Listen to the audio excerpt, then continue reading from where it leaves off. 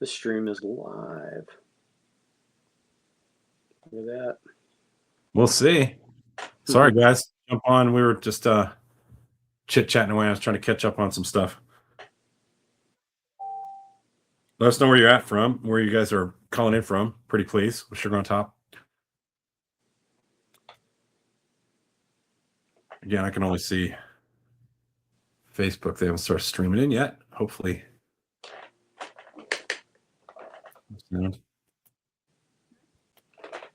Seeing folks on there? Okay.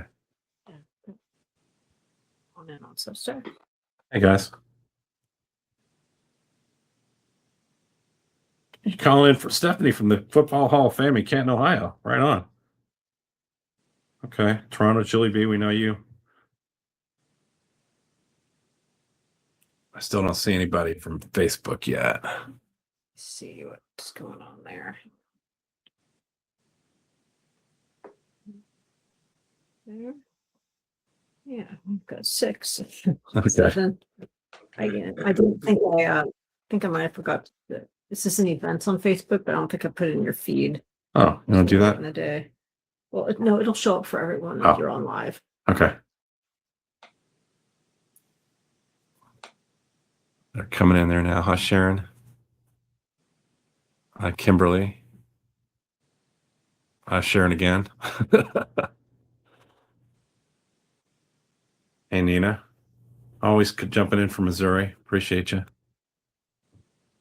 We have Charles Lister with us tonight, everybody. You guys know my favorite comedian, cartoonist, former actor, set designer, and generally handsome fellow in his man cave in Lexington, Kentucky. Jeff, you're making me blush. Yeah, well, it's just, I think it's rosacea. Yeah, probably is. It's all the drink. Yeah. It's the scotch, buddy. Yeah. It's the scotch. Yeah. So we learned in the last couple of days that apparently, even though the Pentagon was telling us that this war in Iran was costing us $1 billion a day, actually, when I was covering conflicts about, with the Iraq and Afghanistan war, we were looking at between $2 and $4 billion a day, and that was years ago. So their $1 billion a day price tag is way, way off.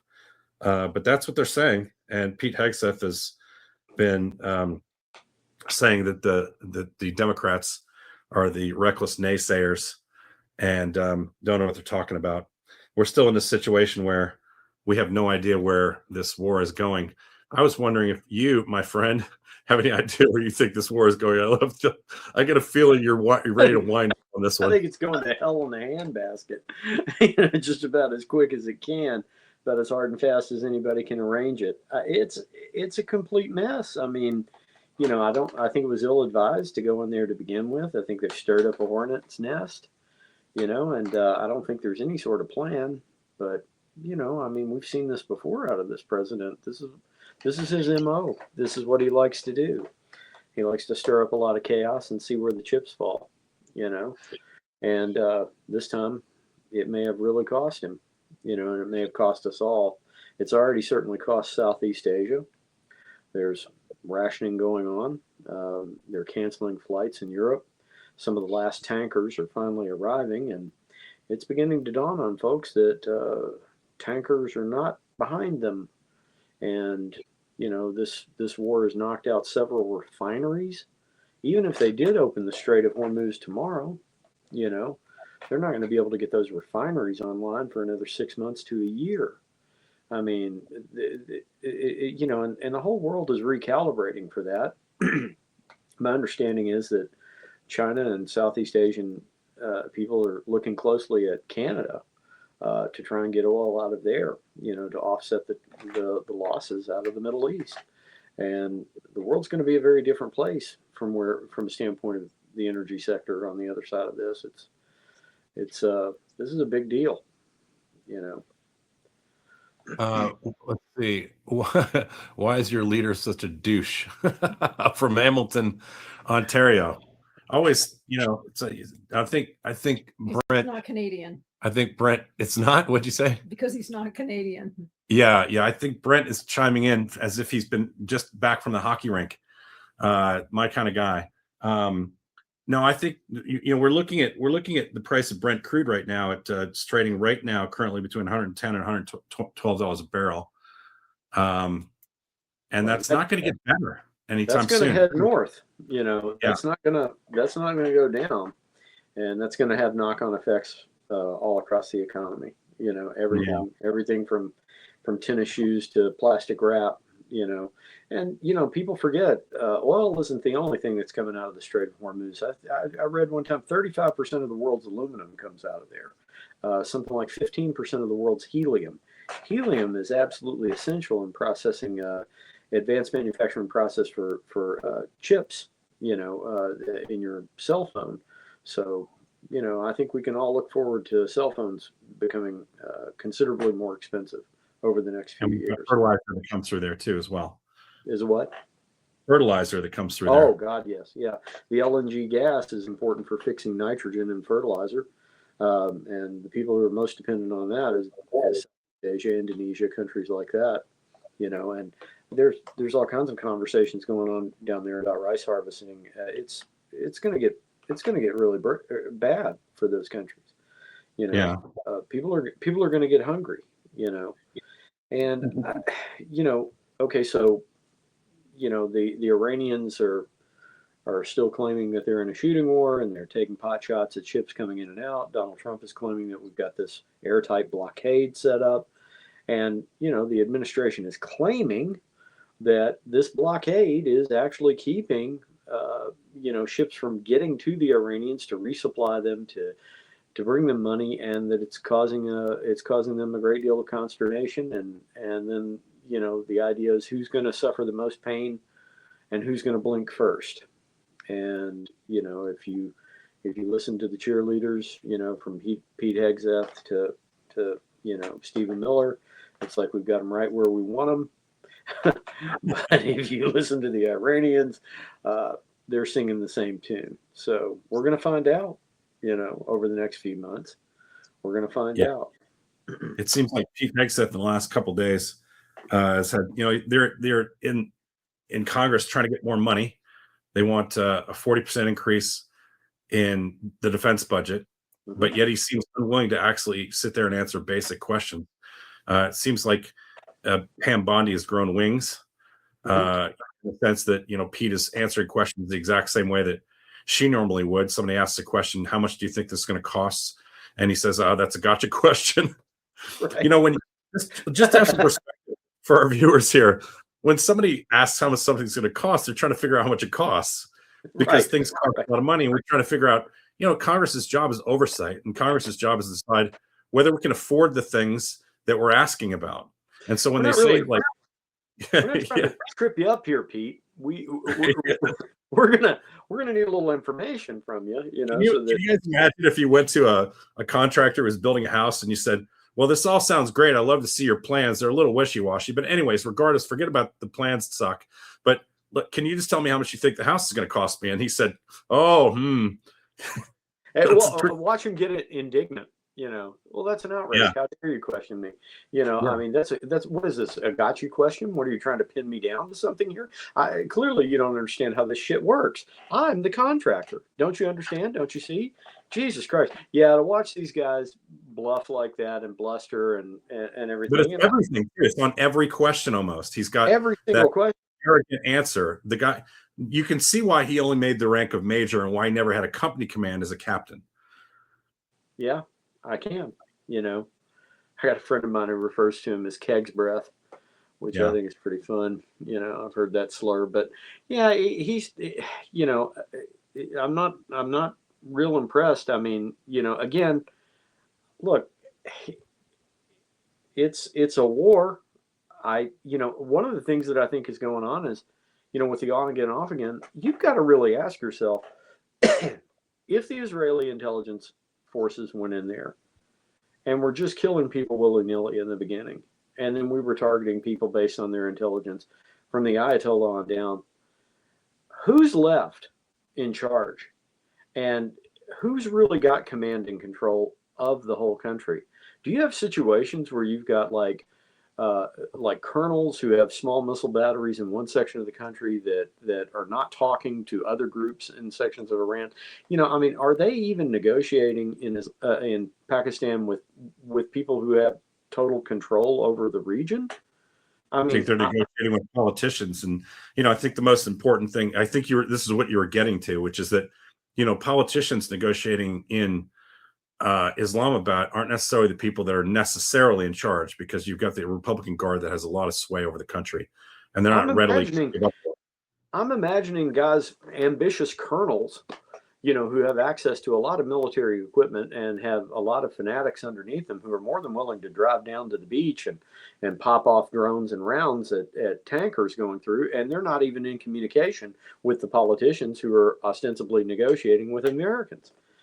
I mean, I would imagine it's pretty chaotic. I do think it's interesting that we have a blockade on their blockade, and somehow we think that that's an answer to our oil crisis that is continuing to emerge. When they have a blockade and they're charging fees to go through, and it eliminates still 90% of the people going through, and we say, well, we don't like that, so we're going to blockade the other 10% so that you can't bring weapons in and out. You basically have 100% blockade.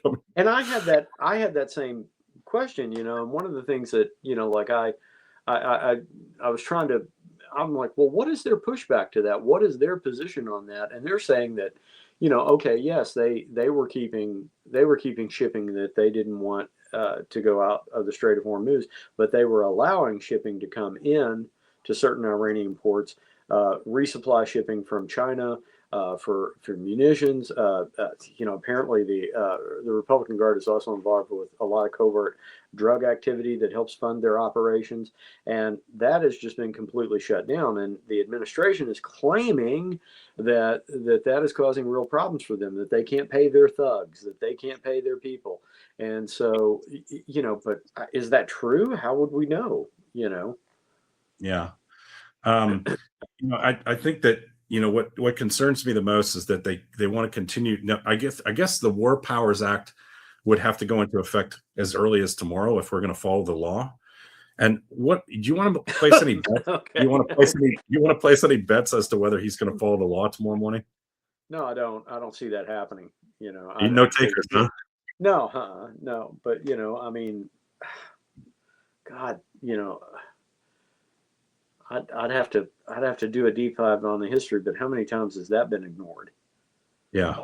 Yeah. I think that Donald Trump's malfeasance doesn't come out of nowhere. There's sometimes a lot of precedence for the kind of shenanigans that he pulls.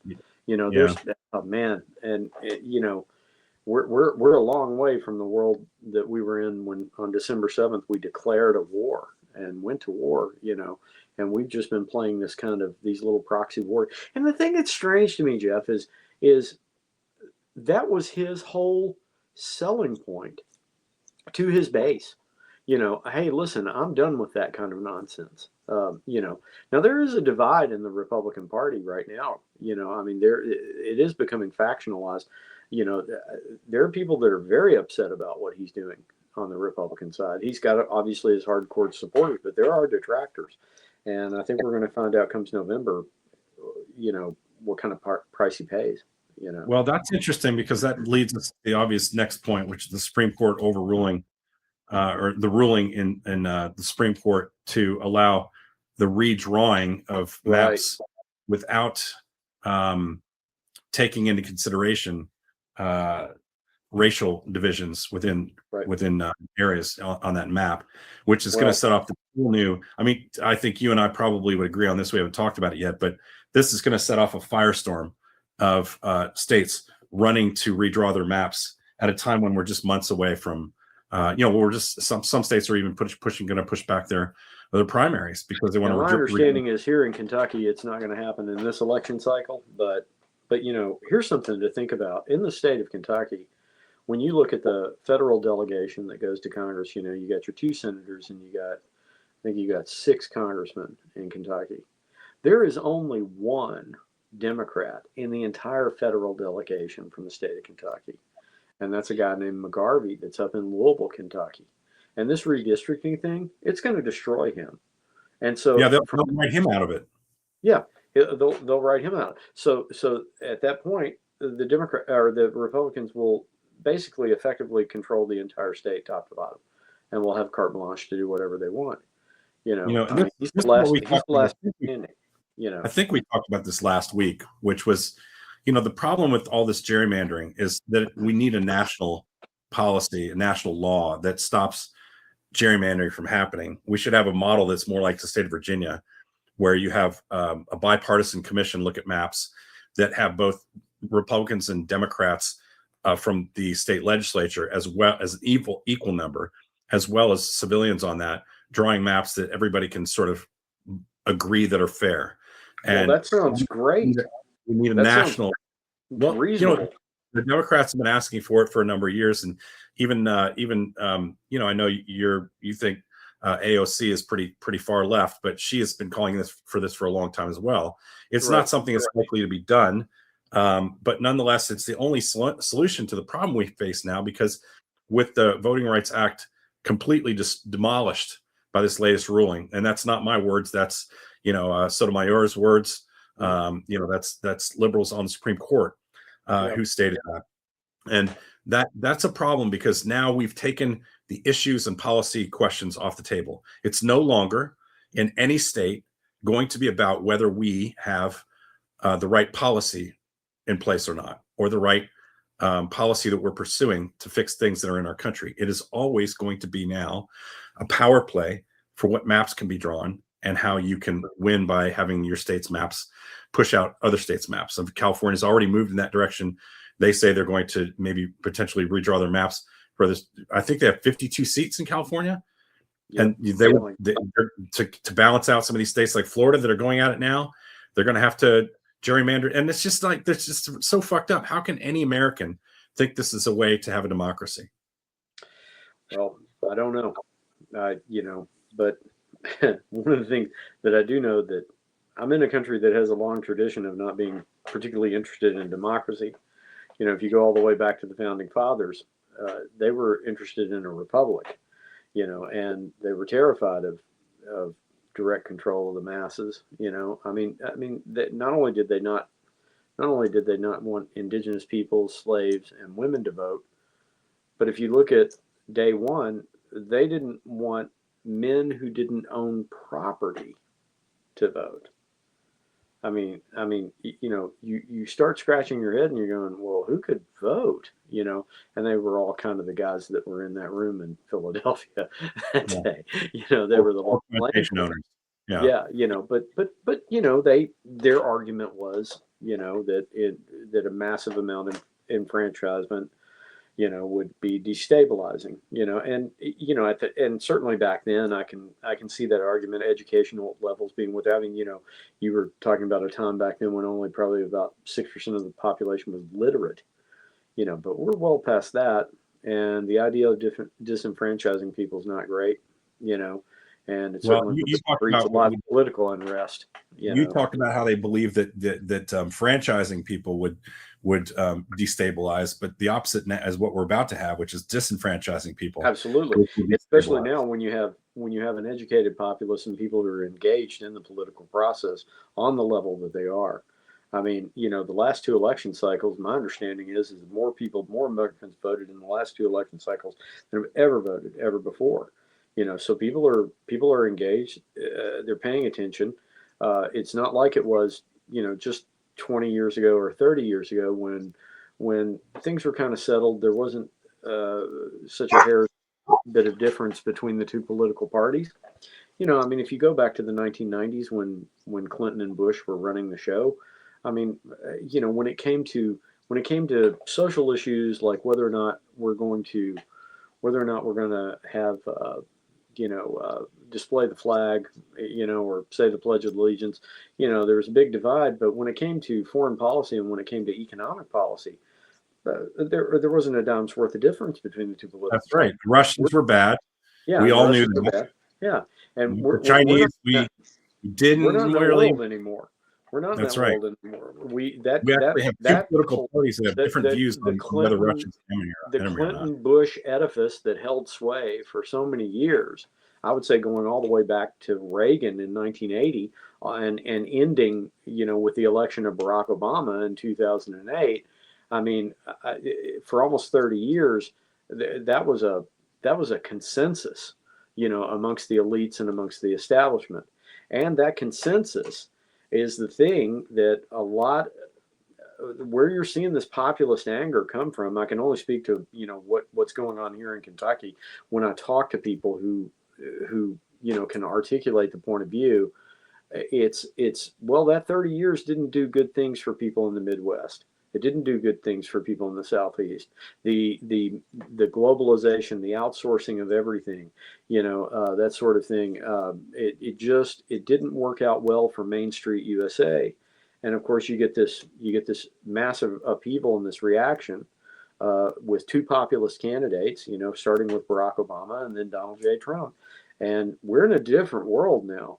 We're in a much more isolationist point of view. Those are the people who hold sway now. What's interesting about that, Charles, is that the people who wanted globalization were Republicans. The Republicans wanted globalization. Right. They wanted cheaper labor in places like China, Vietnam, right. and et al.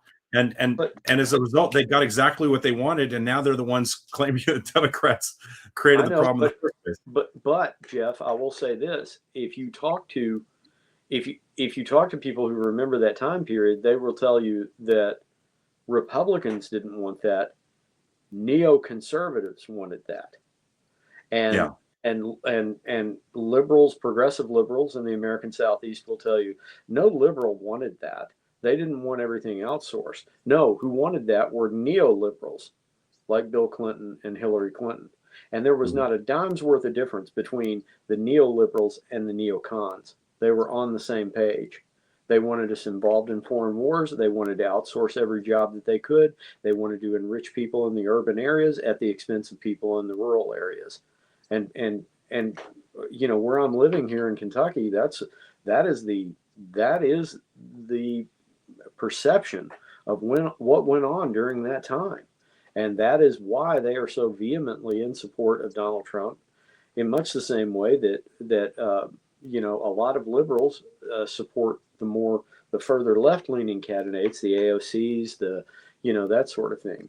It's a reaction to that long 25, 30-year period where everything got outsourced and the entire infrastructure got hollowed out.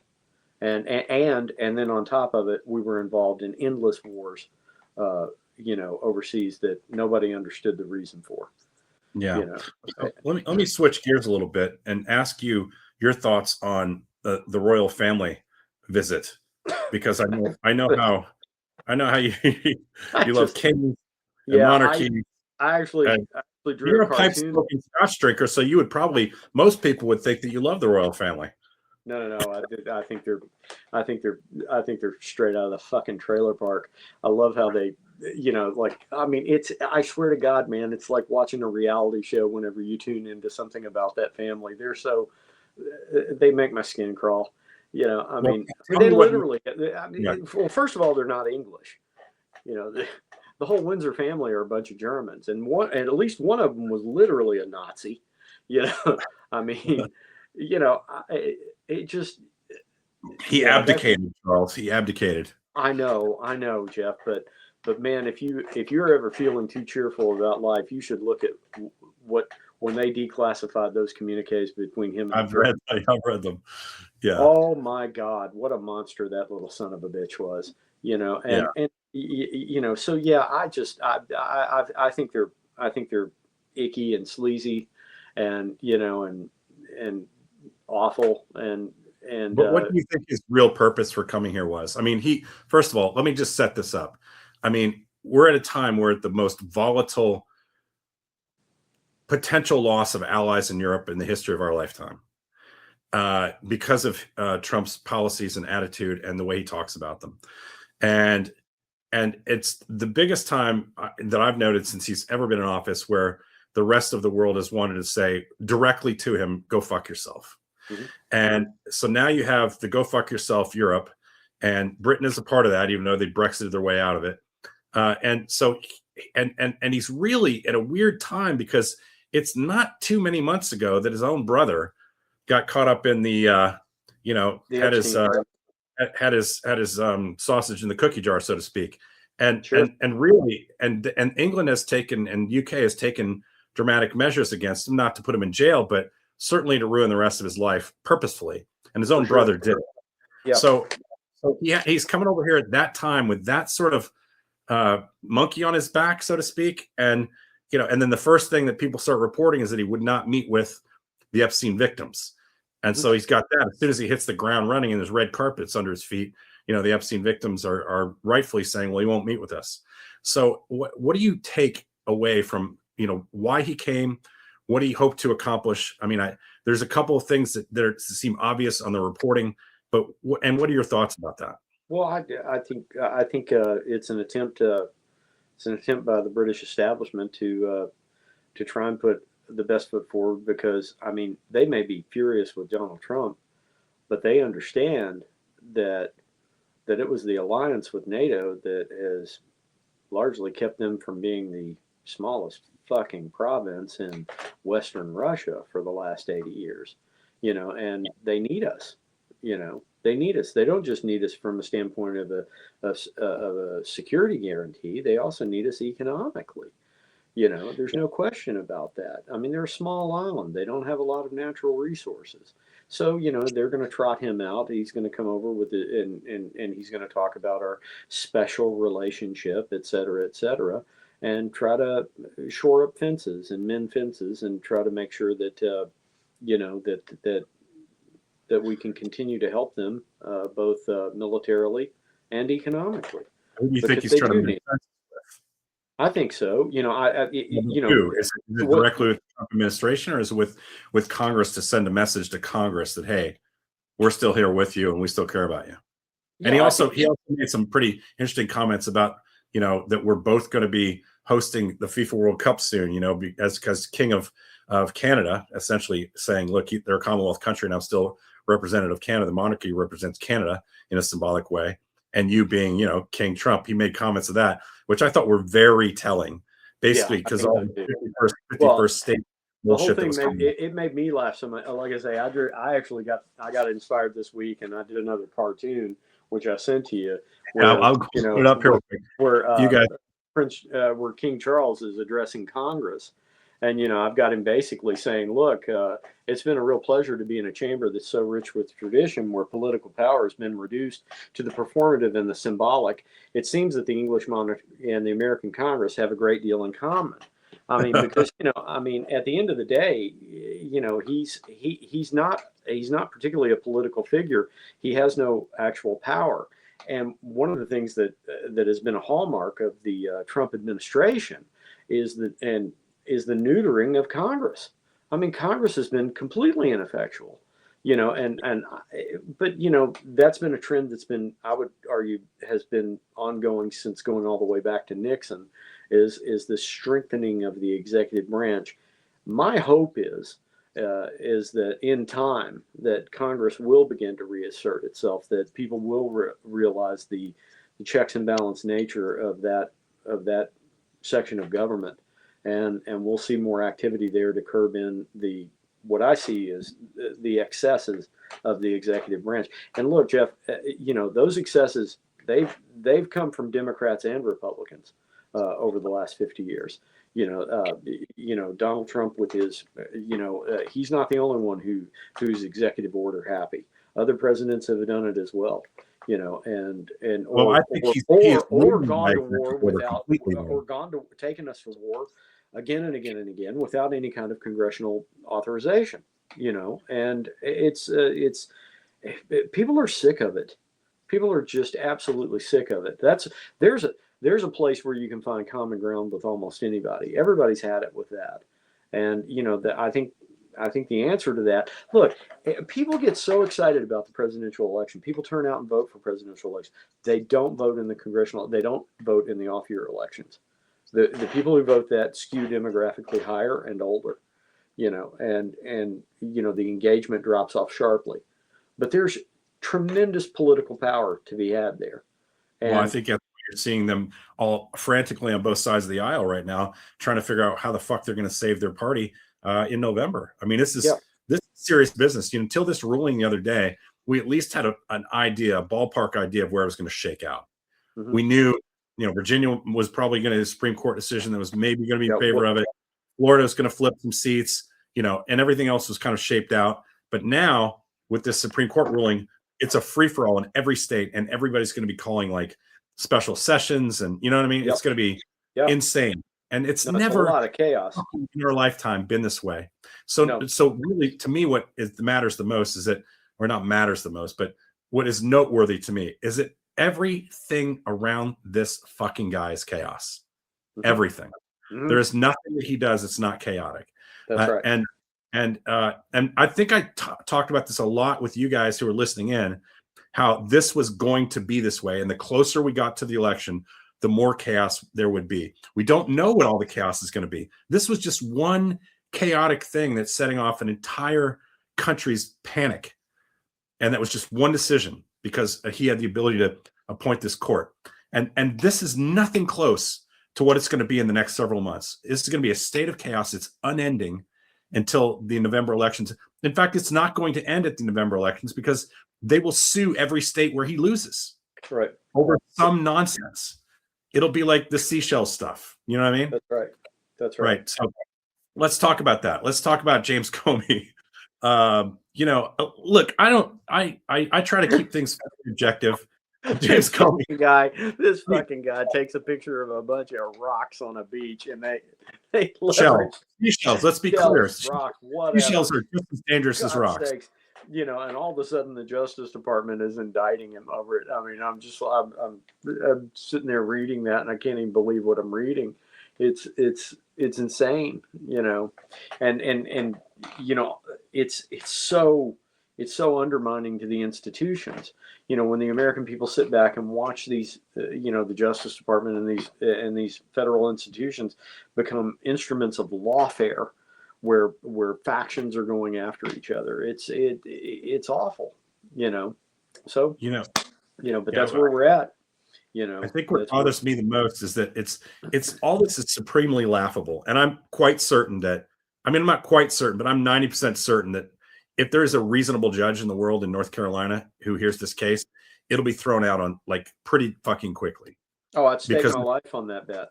It's preposterous. It's preposterous. But let's just really reflect on what this means. To me, it is a nonstop effort by the Justice Department, to prosecute anybody. And first of all, let's just talk about James Comey. He's no hero. I like him more now than I did in 2016. That's all. Yeah.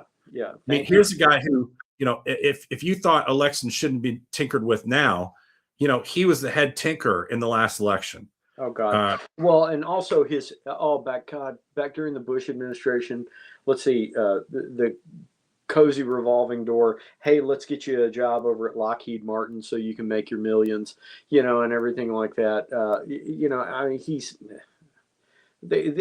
God damn, everything that should be something admirable and a public servant. I mean, you read 3 lines into their bio and you realize they're just so smarmy.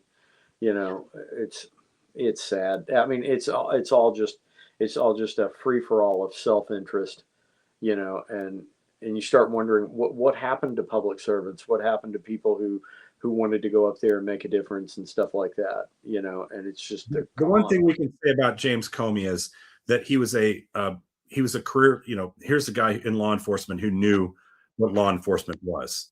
I agree. He was a Republican, and he did a Republican thing in the last, in the 2016 election. And that Republican thing was that probably cost Hillary the election. But fine. That's the way that, it played itself out. That's the way life goes. I don't think in the end he thought that was such a good thing that he did.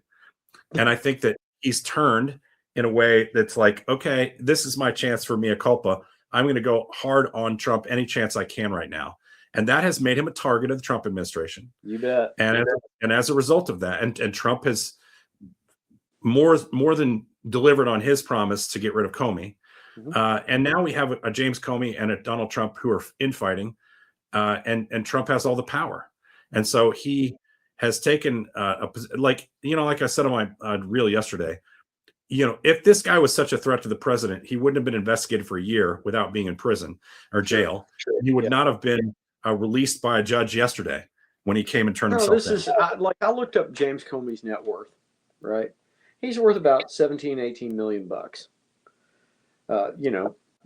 His years serving at Lockheed Martin, his speaking fees, he's written a book, et cetera, et cetera.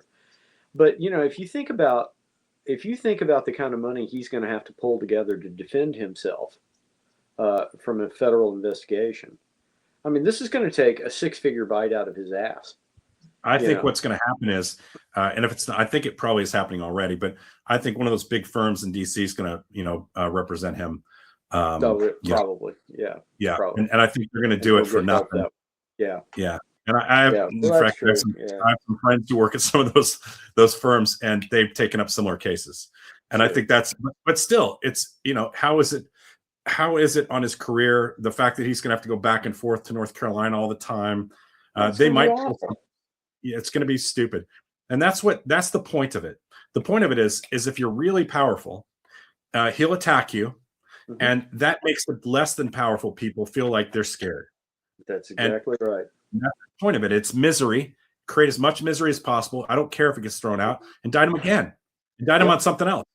Yep. And that's the point. The point of it is slowly grind the person down. Grind them down. Just grind them down. And in the meantime, we have a guy who, the other day, and we've talked about this on my previous stuff, who unless you're a crazy person, I'm sorry, I don't want to offend any of my viewers, but unless you're a crazy person, you know that the guy who was going in the other day was trying to get in there and kill some people. He seemed very reasonable when you looked at his 2-page letter to his family and friends. He did. He came off sounding like a kind of a normal guy who's just frustrated with the world we're in. But make no doubt about it. People who do that are crazy. They are, they're not sane, and we shouldn't treat them as such. But nonetheless, he came in and he played that move, and everybody's like, "Oh, this is a staged event." It's not a fucking staged event, but it is an opportunity once again for Trump to push one of his agenda pieces of, Sure. And so he tears down. I love the briefings. I read the briefings and had a reel on it the other day. They literally use the word, Todd Blanche, who's another one of my targets, has used the word Trump derangement syndrome in a brief filed in U.S. federal court to suggest that people that are filing a lawsuit against the ballroom have Trump derangement syndrome. And that is not a medical thing, but they're using those terms. A fucking attorney general of the United States is using those terms. And he's using all capital letters. Right. You were telling me this, right? I didn't see all capital letters when he's trying to scream at the judge because he thinks the judge is not making a quick enough decision and throwing it out. And it's just preposterous. He called the guy's letter to his family and friends I think it was something like a far-reaching or overreaching manifesto, and it was like a page and 3/4. This is not Ted Kaczynski's manifesto that we all remember. Right? No. Yeah, right. That was a manifesto, and that was really unhinged. This guy's just writing about why he was doing what he was doing, and nobody thinks it's smart that he was doing what he was doing. This is tangential here, but you're actually talking to somebody who read Ted Kaczynski's manifesto. Tell me about it. I read well, first of all, it was like 98 pages long. And I'll tell you something, it was absolutely fucking fascinating. It was one of the most erudite, airtight, fascinating things I've ever read. He walked you through a case against the corporate techno edifice that we all feel we're being pinched by. From time, and he came up with these arguments. He talked about how the unholy alliance between large corporate interests and the government work together to just absolutely crush any American anywhere. He talked about how it has no compassion, no feeling whatsoever. He said one point in the manifesto, he said if tomorrow the techno edifice, you know, had a Faustian bargain where it's like, hey, we could do a technological innovation that would grow the economy by 20%, but it would kill 50,000 Americans. Kaczynski goes, now you would go, well, then nobody would go for that. And then he talked about the Interstate Highway Act. And he talked about how in the 1950s, when Congress passed the Interstate Highway Act, they said this will grow the U.S. economy exponentially. But they had done all of this research to show that cars traveling at that rate of speed would cost the American people 50,000 lives a year. And they went ahead and went with it, you know. And so you're reading all this, and you know, I mean, the logic is just fantastic. It was incredible. And then it gets right up to the end, Jeff, and this is the best part, where Ted Kaczynski comes in with his prescription for what needs to be done, because you're sitting there and he's really convincing you. You're going, Jesus Christ, you know, this guy's right, you know. You're teaching at Harvard, right? Yeah. And he gets to the end and he goes, so my solution is very simple. We need to kill every one of these motherfuckers, you know. And it's like, you know, the whole thing just goes right out the goddamn window, you know. And that's when all of a sudden it's just like the mask drops and you reveal, you know, just how batshit crazy the poor man was. You know, yeah. I mean, he was outside. I wasn't living in a shack in the mountains. This guy was living in broad daylight, with family and friends and a regular Christian churchgoer for most of his life. Yep. Well, listen, crazy's often right in front of you. Yeah. So here we have, back to my original point, which is that what's happening right now is Todd Blanche, these selective prosecutions. So you're spending time, literally a 15-page brief, arguing that the assassination attempt on the president should force the court to drop the lawsuit that's filed so that they can build a ballroom that will then be many layers underground to protect the president, because that would have solved the problem. And the funny part was it wouldn't have solved the problem because the White House Correspondents' Dinner has nothing to do with the White House. It's the correspondence. The key words there are correspondence dinner. It happens outside of the White House all the time, every year. And the people who are there from the White House and from Congress are invited guests. So, and it's a 2,800 person event that they would have to stuff in a 1,000-person ballroom in the first place. And Todd Blanche is fighting this fight as well as the James Comey fight, and has refused to look at any more evidence whatsoever or comply with the law that requires him to release the Epstein files in their entirety, with few exceptions. And so they're selected. And I think today he said, when asked about whether they would look at other people who wrote 86-46 as opposed to 86-47, you know, the code they're using for, they think means kill the president of the United States, 46 being Biden, 47 being Trump. Right. When asked whether they would prosecute the 87-46 cases with the same vigor that they did James Comey, he basically said, well, every case is different. So what we're seeing is this insane selective prosecution. And we can't force them to follow the law. I've said all along to everybody who's been listening to me from the beginning when I started doing this bullshit, that they have no intent on following any fucking laws unless they win a court case. When they lose a court case, they don't care. He'll solve that with an executive order. And when they win a court case, they'll say the court's made the right decision, like he did on the Voting Act. And so everybody needs to prepare themselves for the fact that they will, including the War Powers Act, you name it, whether it's a tariff. As soon as he was struck down by the tariffs, he jumped on in with another tariff, right? Because it's like, there's nothing following this. You're going to make me feel bad about myself, aren't you? Here's a great solution to all of this. Yeah. I'm just throwing this out there as an idea. The Democrats could try and win an election. Well, how are you going to win an election if they're rigging the fucking votes, bro? Well, one of the things that you could do is you could, as Democrats, you know, you could talk about things that interest the most people. And I mean, whenever I listen to the Democrats, I'm just like, I can't believe the hills they choose to die on. You know, it's amazing to me. I mean, we Democrats should be destroying Republicans right and left. And the majority of the country think more moderately as a Democratic Party, but I know you have really strong feelings about the far left, and I say that knowing that you are a liberal. And let me just set it up by saying, let me ask you, what do you believe in that the government does? Because some people might listen to you on the wrong day I and believe think you're I believe conservative. that there's I believe the government has a very important role, in thing. I think that the government. I'm not some civil libertarian who thinks that the damn government shouldn't do anything but defend the border. I think there are social programs that the government is behind. There's, the educational system that the government, the public education system, for all of its faults and everything like that. If you look at over the arc of time from the early 20th century to today, I mean, the literacy rates, we have lifted so many people, and made them literate and educated them. I mean, there are so many things that the government can do to help improve the overall situation for its citizens. Name some of them. I know And you that's why have your. that's why I'm a liberal Democrat. I'm a liberal Democrat, but I'm not a progressive. I'm not a leftist.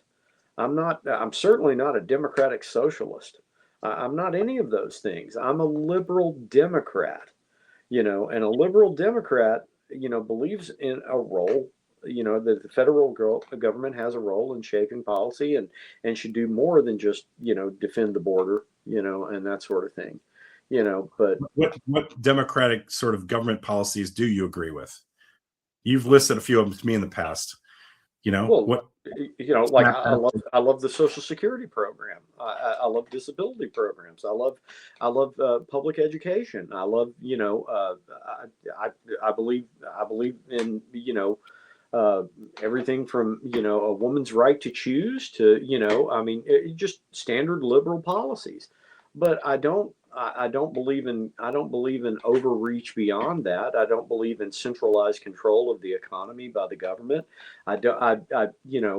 I think that I think well, like one of the things that's really tearing the country apart is healthcare, and I think that there is a lot to be done there. But I mean, look, in 2008, I enthusiastically got behind Barack Obama because he was running around championing socialized medicine.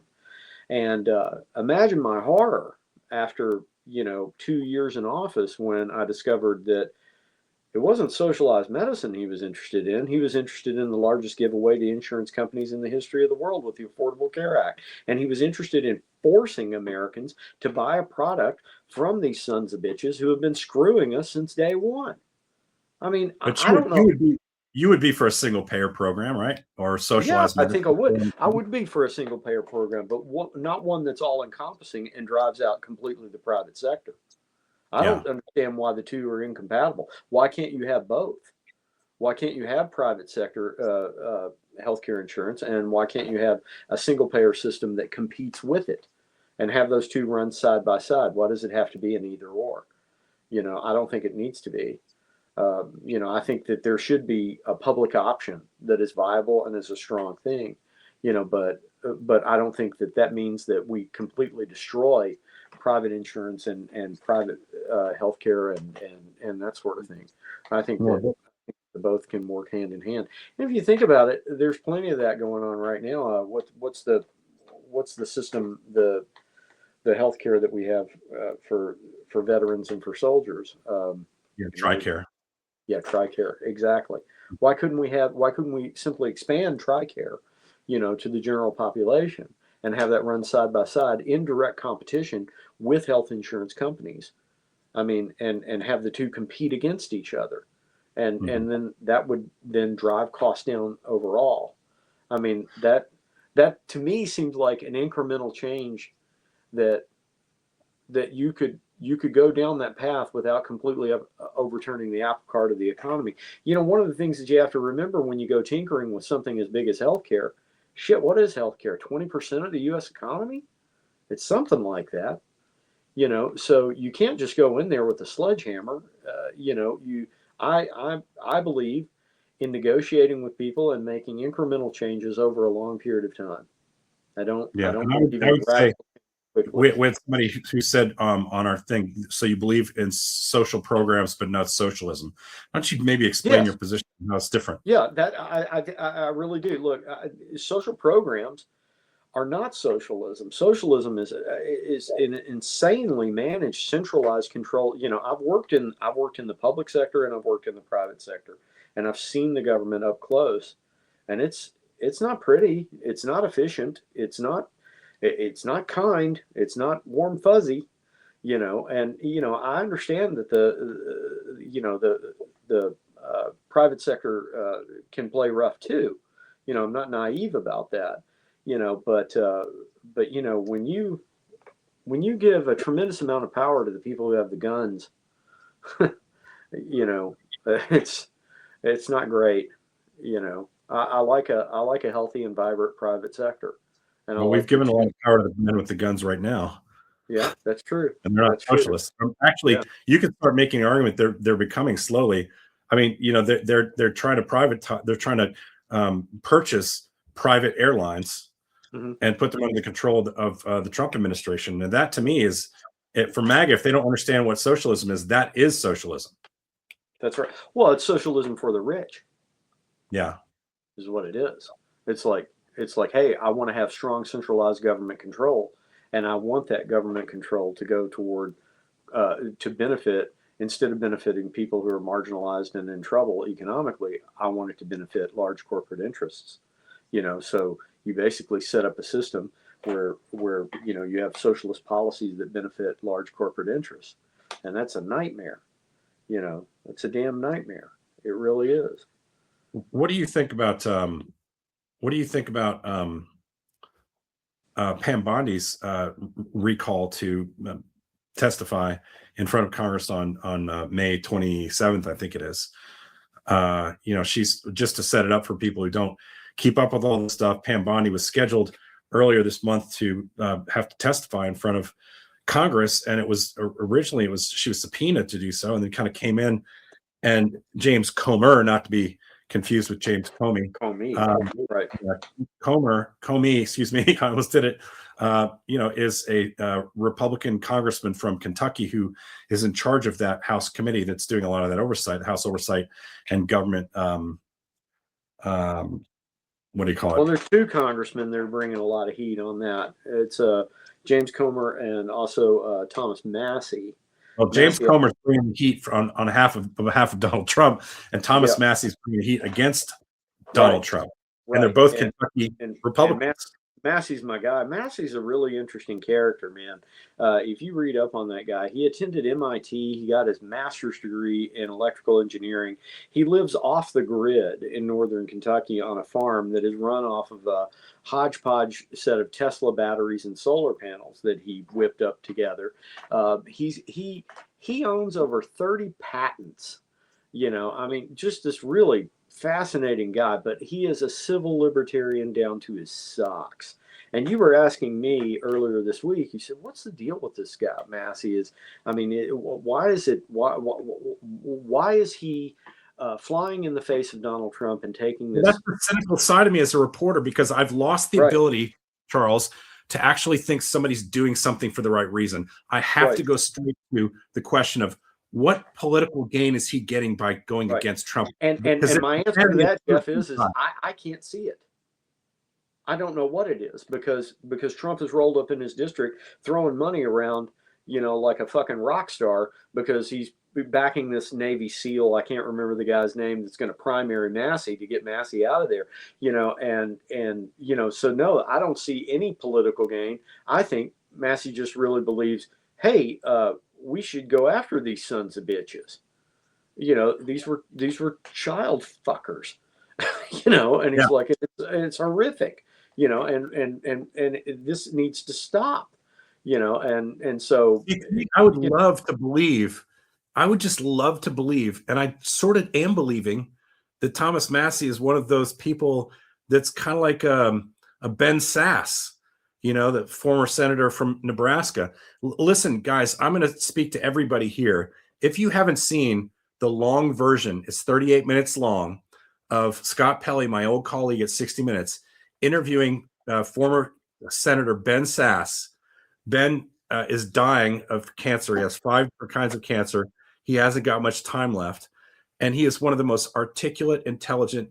And if you do like Republicans, he is the Republican you would want to follow. He's just he's God-fearing, and I'm agnostic, by the way. Right. But he's just really, he holds up to those standards that he considers Christian, which seems to be an anomaly in our society today. But anyways, he's a very smart man, and he has interesting things to say about where the country is going and how we got to where we got to. It's a 38-minute thing. It's on 60 minutes overtime, and it was produced, I think, by a good friend of mine. I don't know if Nicole Young worked on it, but she's a good friend of mine at 60 Minutes, and Scott Pelley, who I did work for when I was there as well.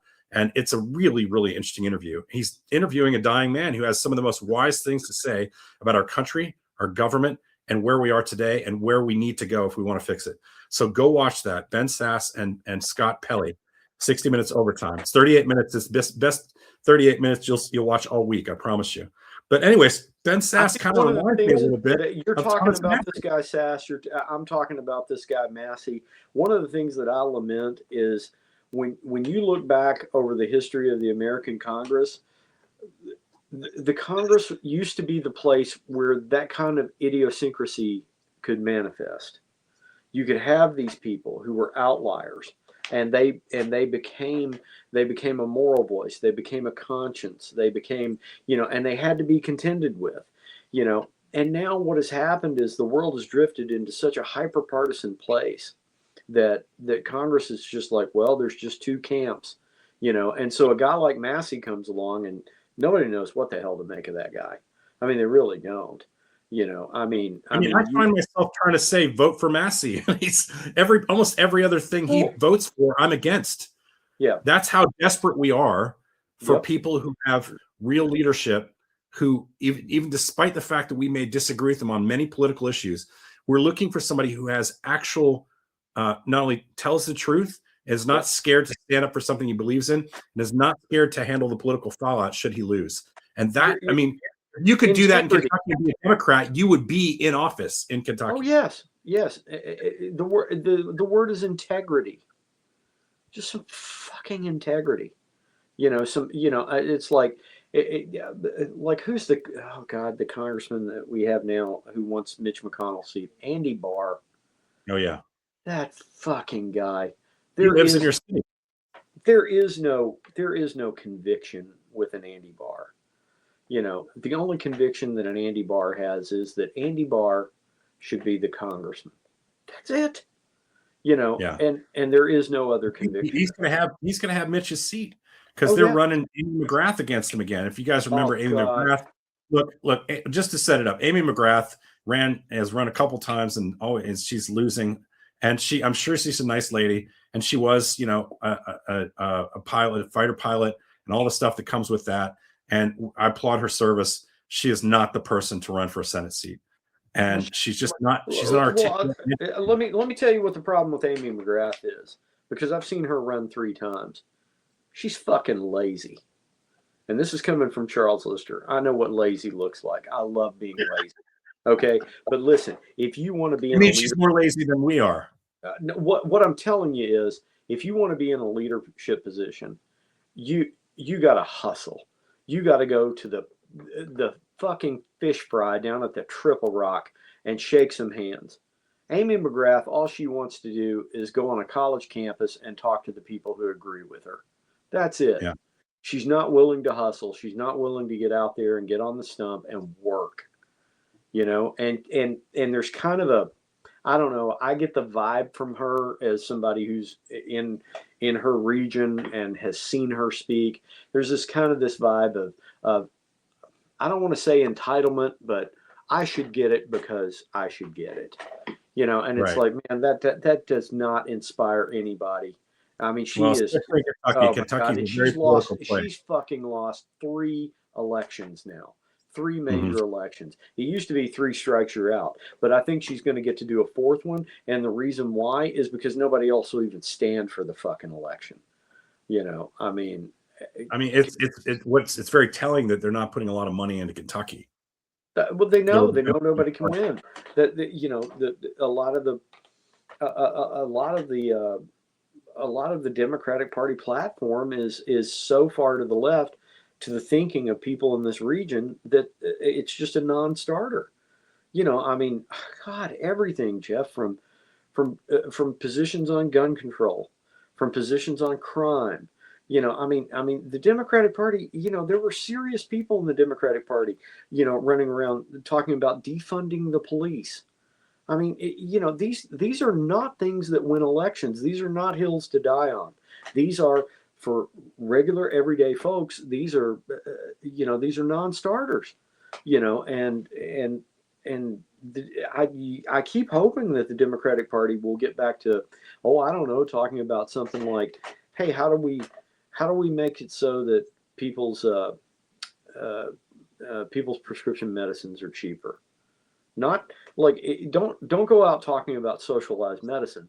Go out and say something increment. How can we make people's, what kind of plan could we implement that would help people with prescription medicine?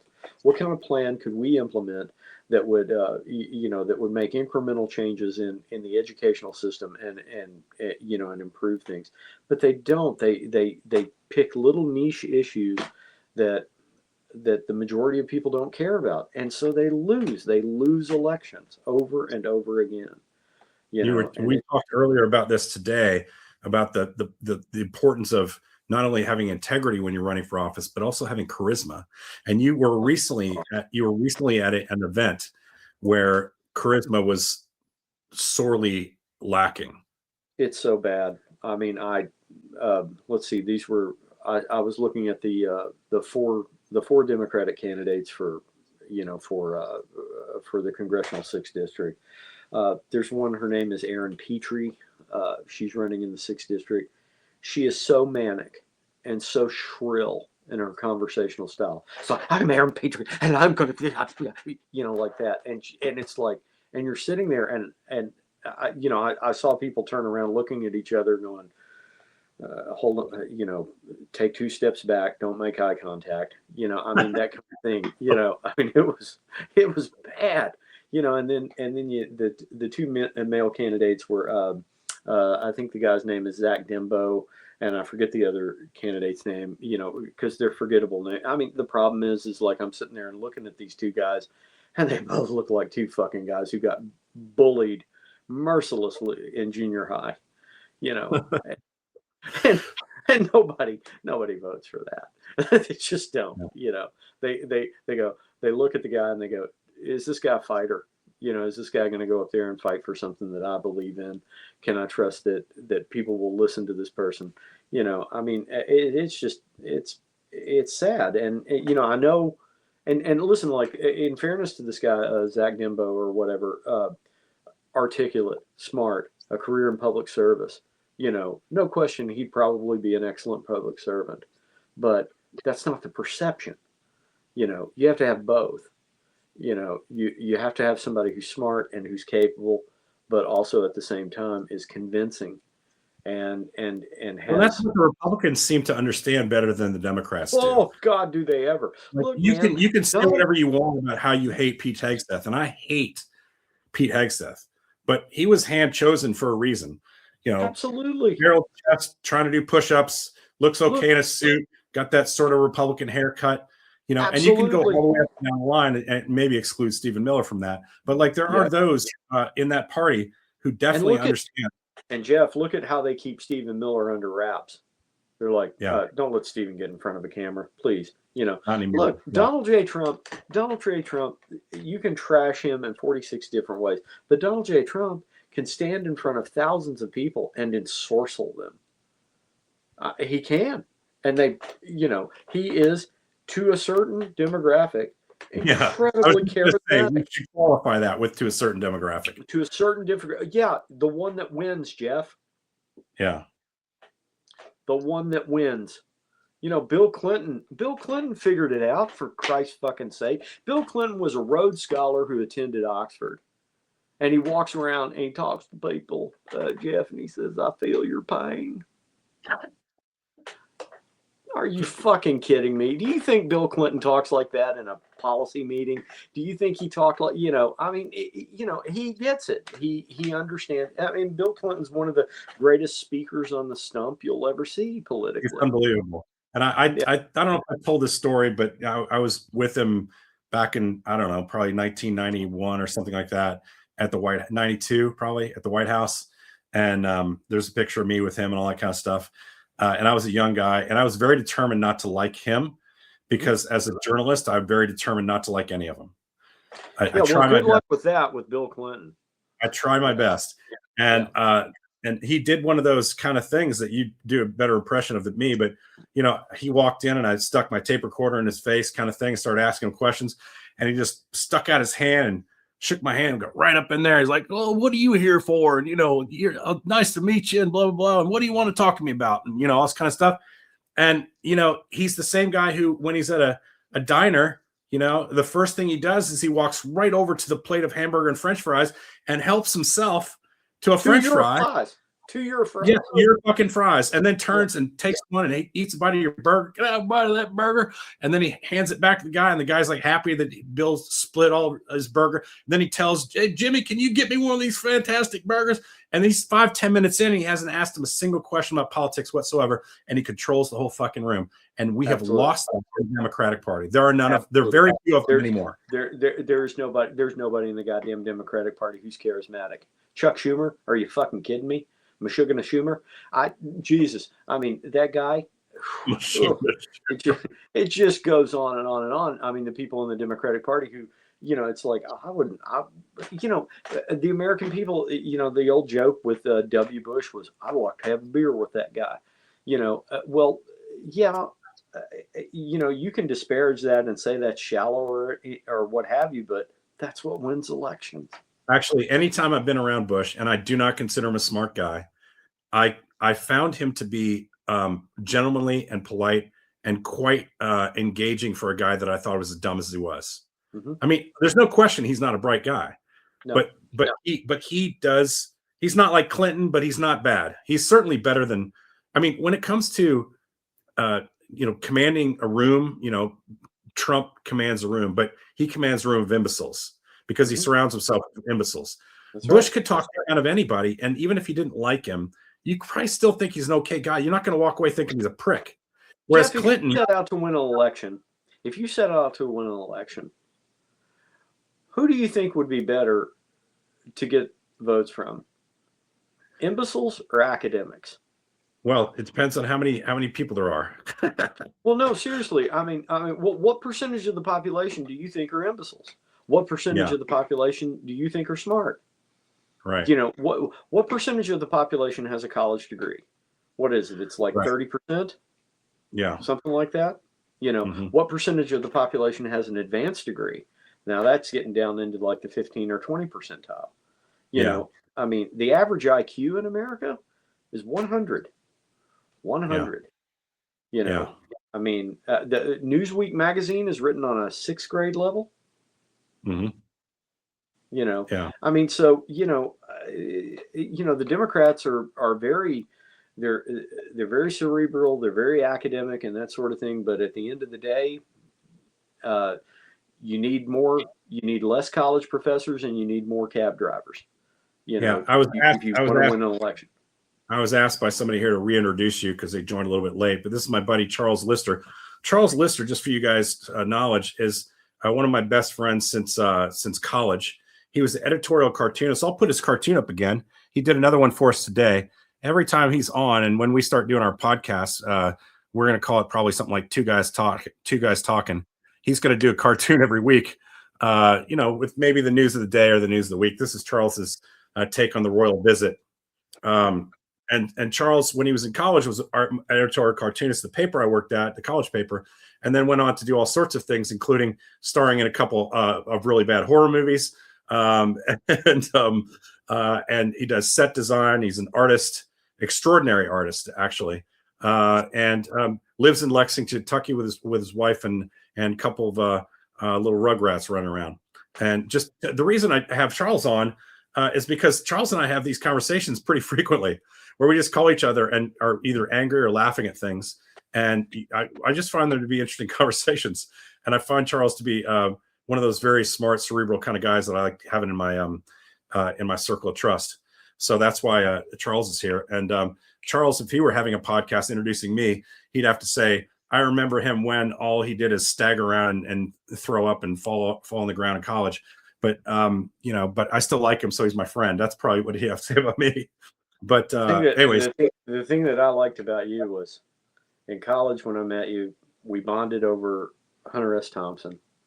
Yeah. And I immediately met a kindred spirit who loved to read and loved to write and loved words and that sort of thing. And then after college, there was probably a 2 or 3 year period where I didn't hear from you or talk to you, but I heard that you had moved on to Campus USA, and then from there you had become a U Magazine, yeah. U Magazine, that's what it was.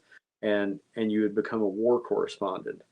And I always had my ear to the ground with the Coconut Telegraph of former college students, and I would hear through the grapevine what you were up to, and you were in Bosnia, and you were covering all of that, and I was hearing all these incredible stories, and I was like, my God, Jeff was dead serious. He was going to go out there, and he was going to be a real journalist and a real war correspondent, and everything. And you meet a lot of folks in college, and they'll have dreams in college, and then they won't pursue them.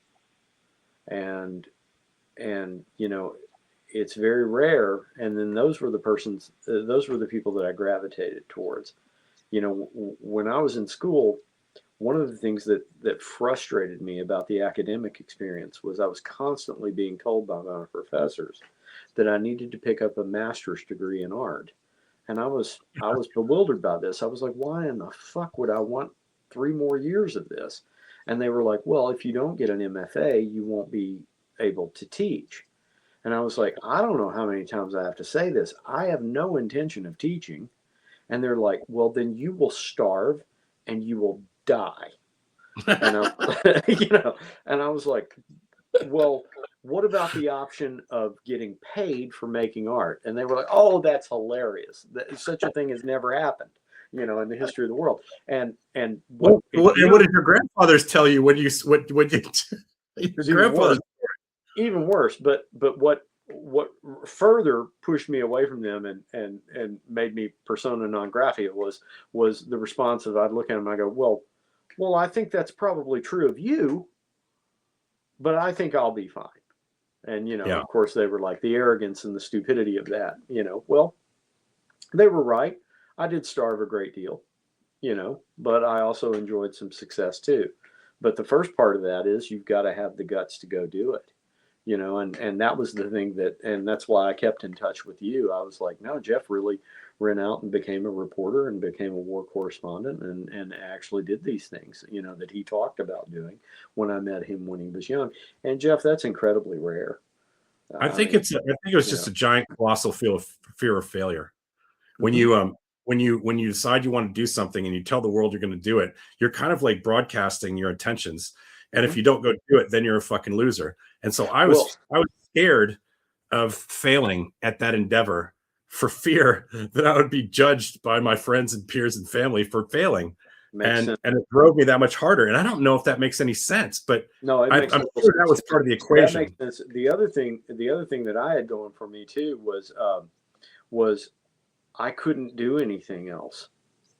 Yeah, me too. Yeah. It's like, well, it's like, Charles, you're an artist, so we're going to have to make you an art teacher. I'm like, I can't be a fucking art teacher. They'll fire me in 2 days. They'll fire me from a cannon. That's not going to work. You can't put me in front of a bunch of fucking kids. That's insane. And so, I couldn't do anything else. And so I had to succeed.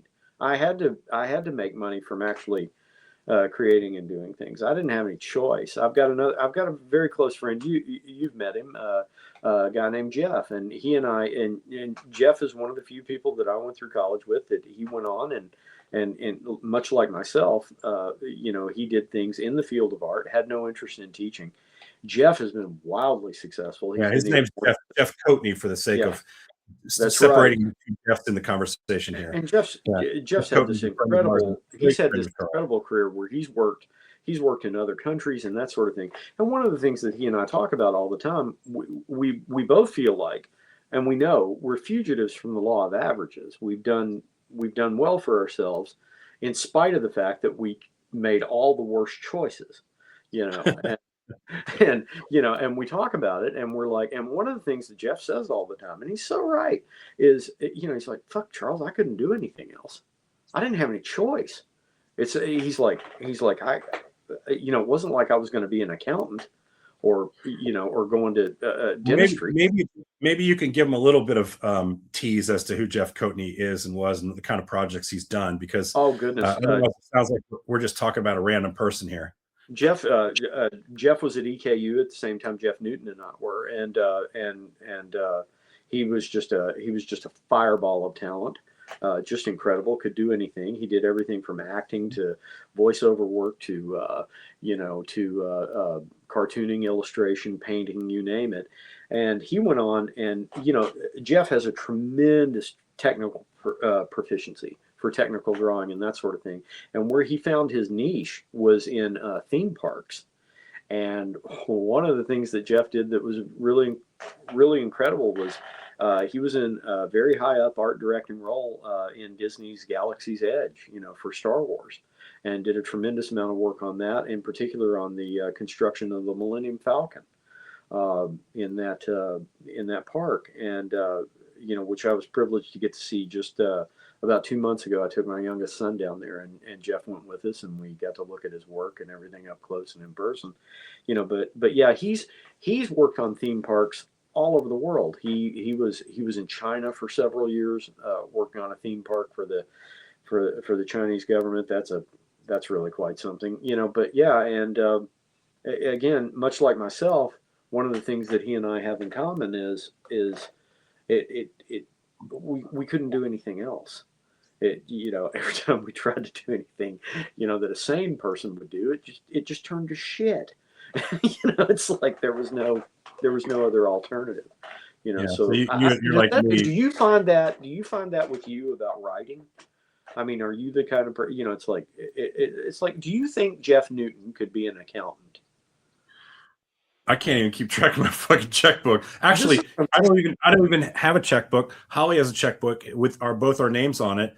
And when we have to pay bills with a check where I'm running into town or something, she fills it out and hands it to me. That's the extent of my understanding of my account. I have no understanding. I couldn't do anything other than the kinds of things that I do. And could you imagine yourself as being trained to be a dental hygienist? Could you imagine yourself as, it's like every normal thing that a human being could do. There's not a fucking prayer of me doing that. I wouldn't last 6 minutes, Yeah. So, that becomes part of it too. You're like, well, hell, I have to succeed, and this is the only damn thing I can do. I'm wired this way. So what do you think are the big issues coming up in the next couple of weeks? You think we should be paying attention to? You sent me some stuff the other day that was really fascinating, and I have tendency to agree with when it comes to oil and how the oil market's going to pick up in the years to come. Well, based on some stuff you're reading into. I think one of the exciting things. Look, I think we're in for a rough way to go over the next 2 or 3 years over this Iran war situation. And obviously we're still divided politically, and we can't get our head out of our ass in that sense. So we're going to be at each other's throats for the next couple of years, and I don't see a lot of compromise on anything. But one of the things that I see happening is I don't see the Middle East being the king of the hydrocarbons anymore. America is now. We now export more oil than the Middle East does. We're and one of the things that's about to happen that real money is flowing in down in Venezuela. There are incredible proven oil reserves down in Venezuela, and a lot of those wells were mothballed when Chavez came to power and the socialists took over. and Chevron is pouring in there right now, cutting all kinds of deals to start all that back up. Now it'll take years to get all that line online and pumping, but once it does, if the Middle East is still a shit show and you can't get a tanker out of the Middle East, well, if you're the world and you're looking for oil, you're coming here because of the security guarantees. I mean, we could get it to you, and we're flanked on either side geographically by two oceans, which opens us up to the east and the west in marketing. We're well positioned.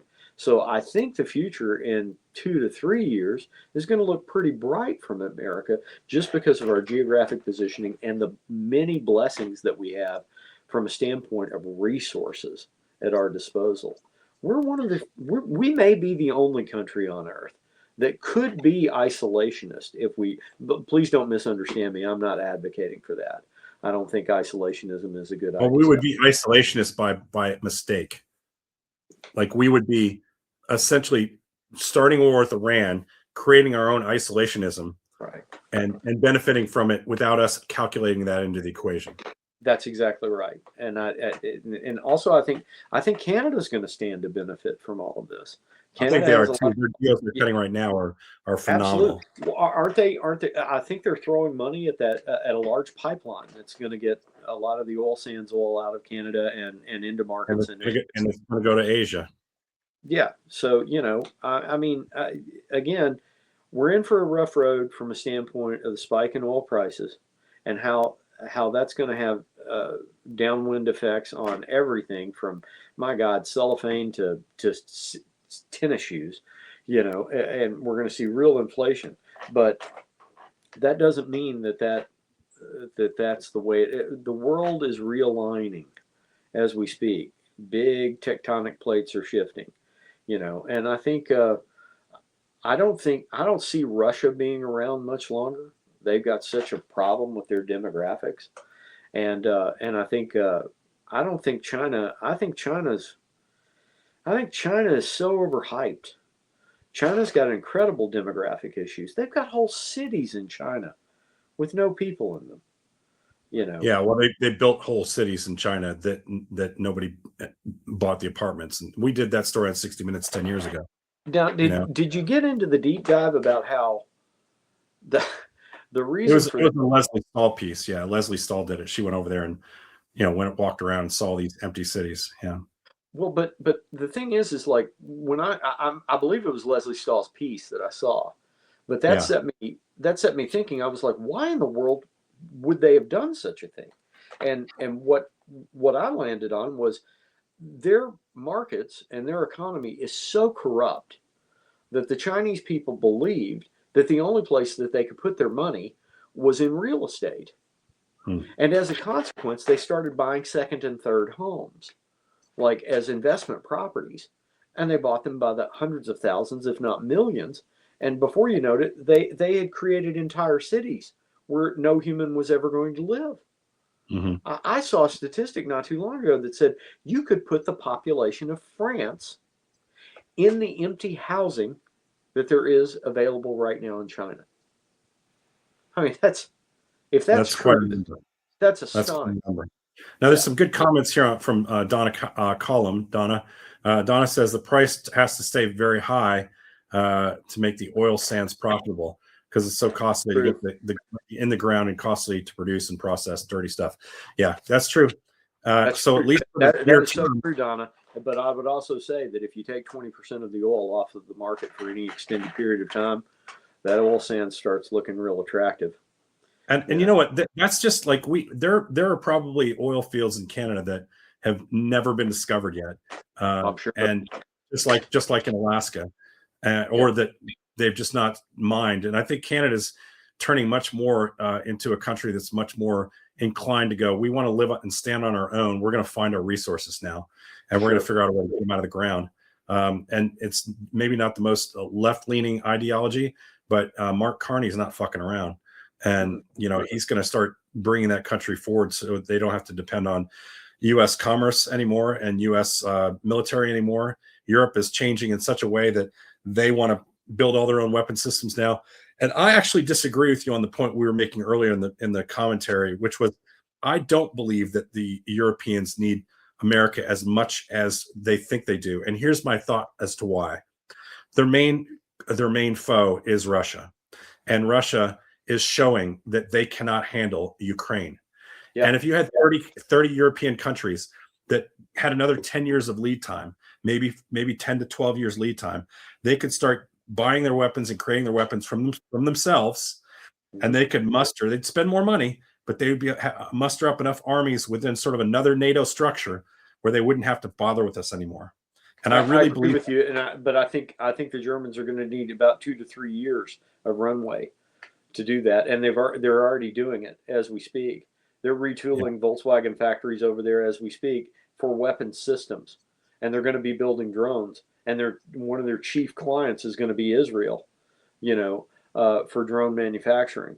But Germany, the whole history of Germany is how radically fast those people can rearm when they decide to. Probably 3 to 4 years from now, Germany's going to be a very serious arms manufacturer. And you're right, they won't need America anymore. And you also have Sweden, with Saab creating great weapon systems. You're probably going to see that in France with Mirage and similar platforms. Mm-hmm. And you're seeing Europe; they're walking away from our version of the AWACS aircraft, because they're like $500 million for a outdated old airframe that we can make ourselves over here and sell to each other.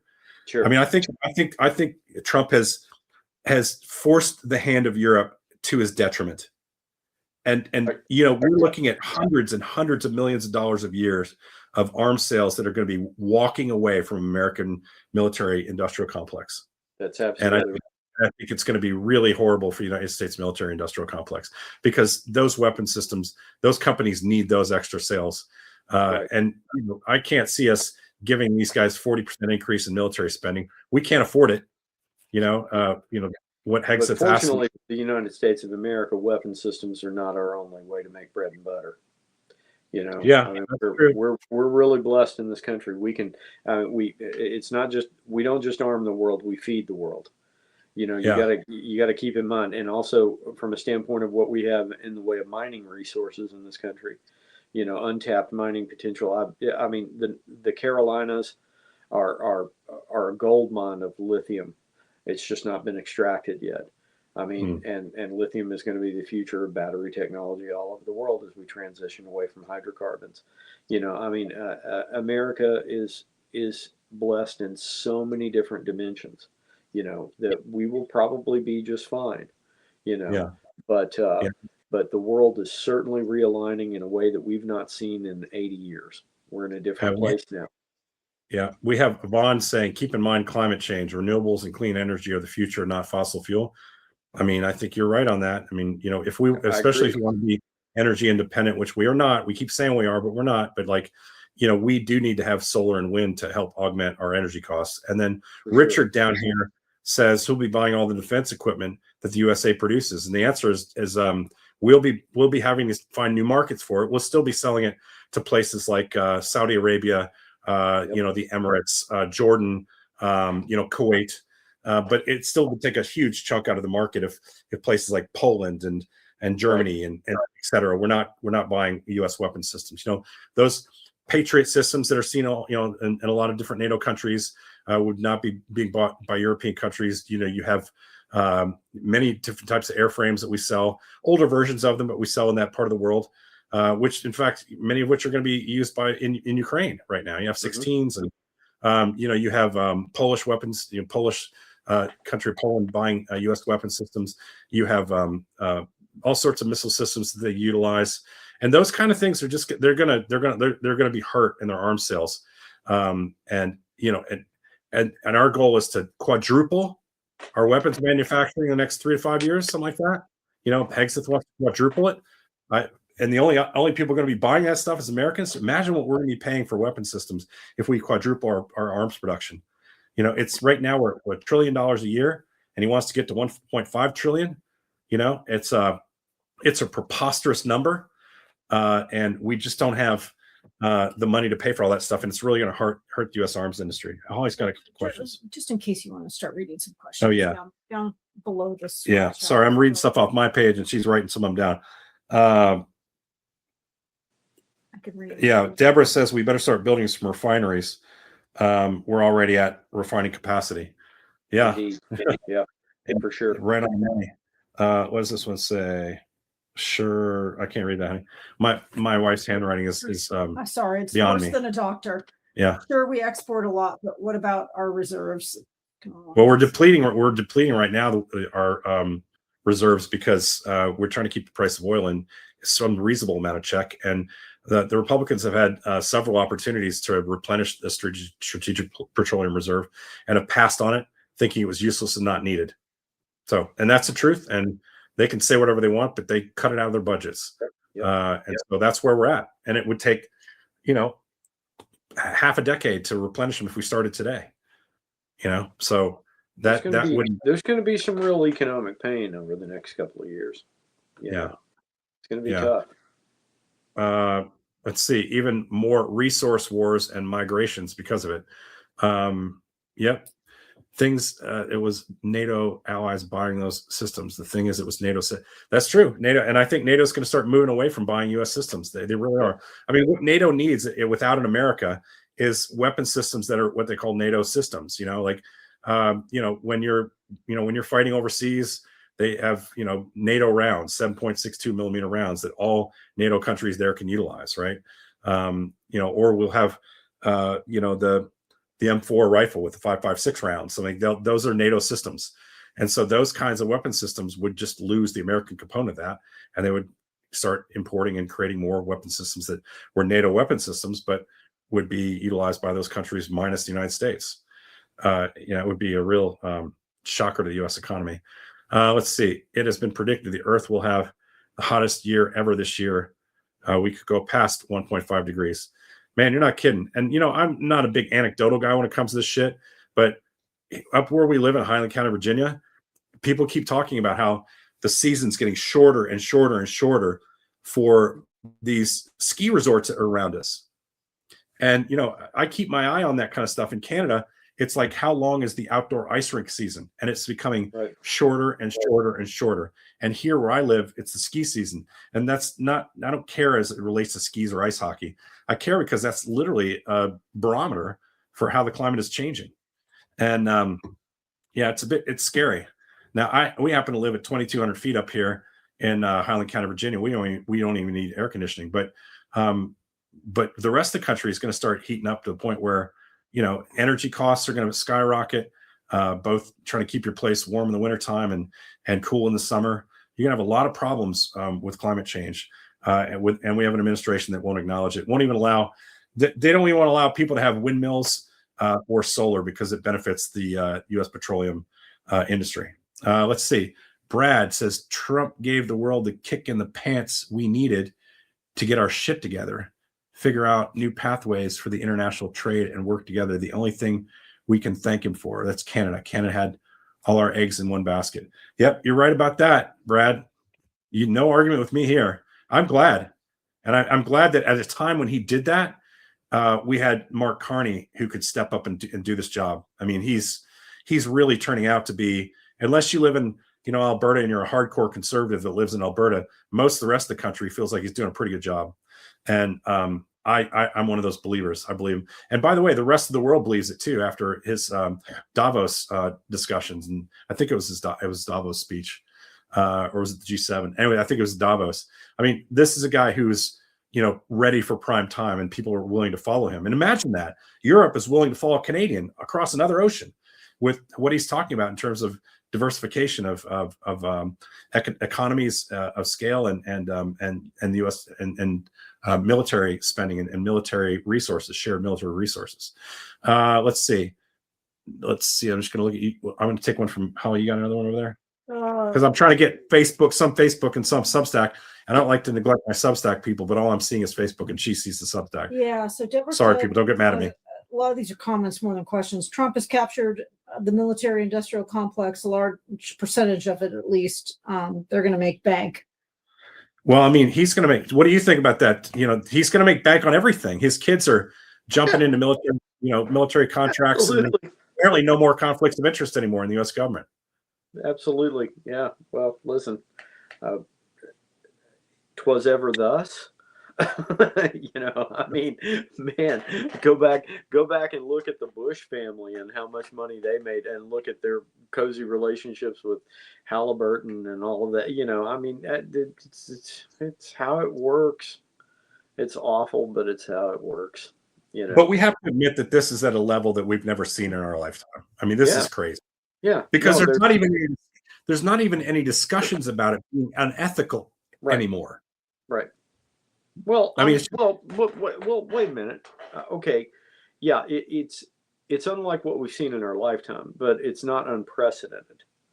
I mean, if you go back to the 1880s and you look at the robber baron era, the post-Civil War era, and you look at the goddamn, the kind of things that were going on, I mean, today is tame by comparison.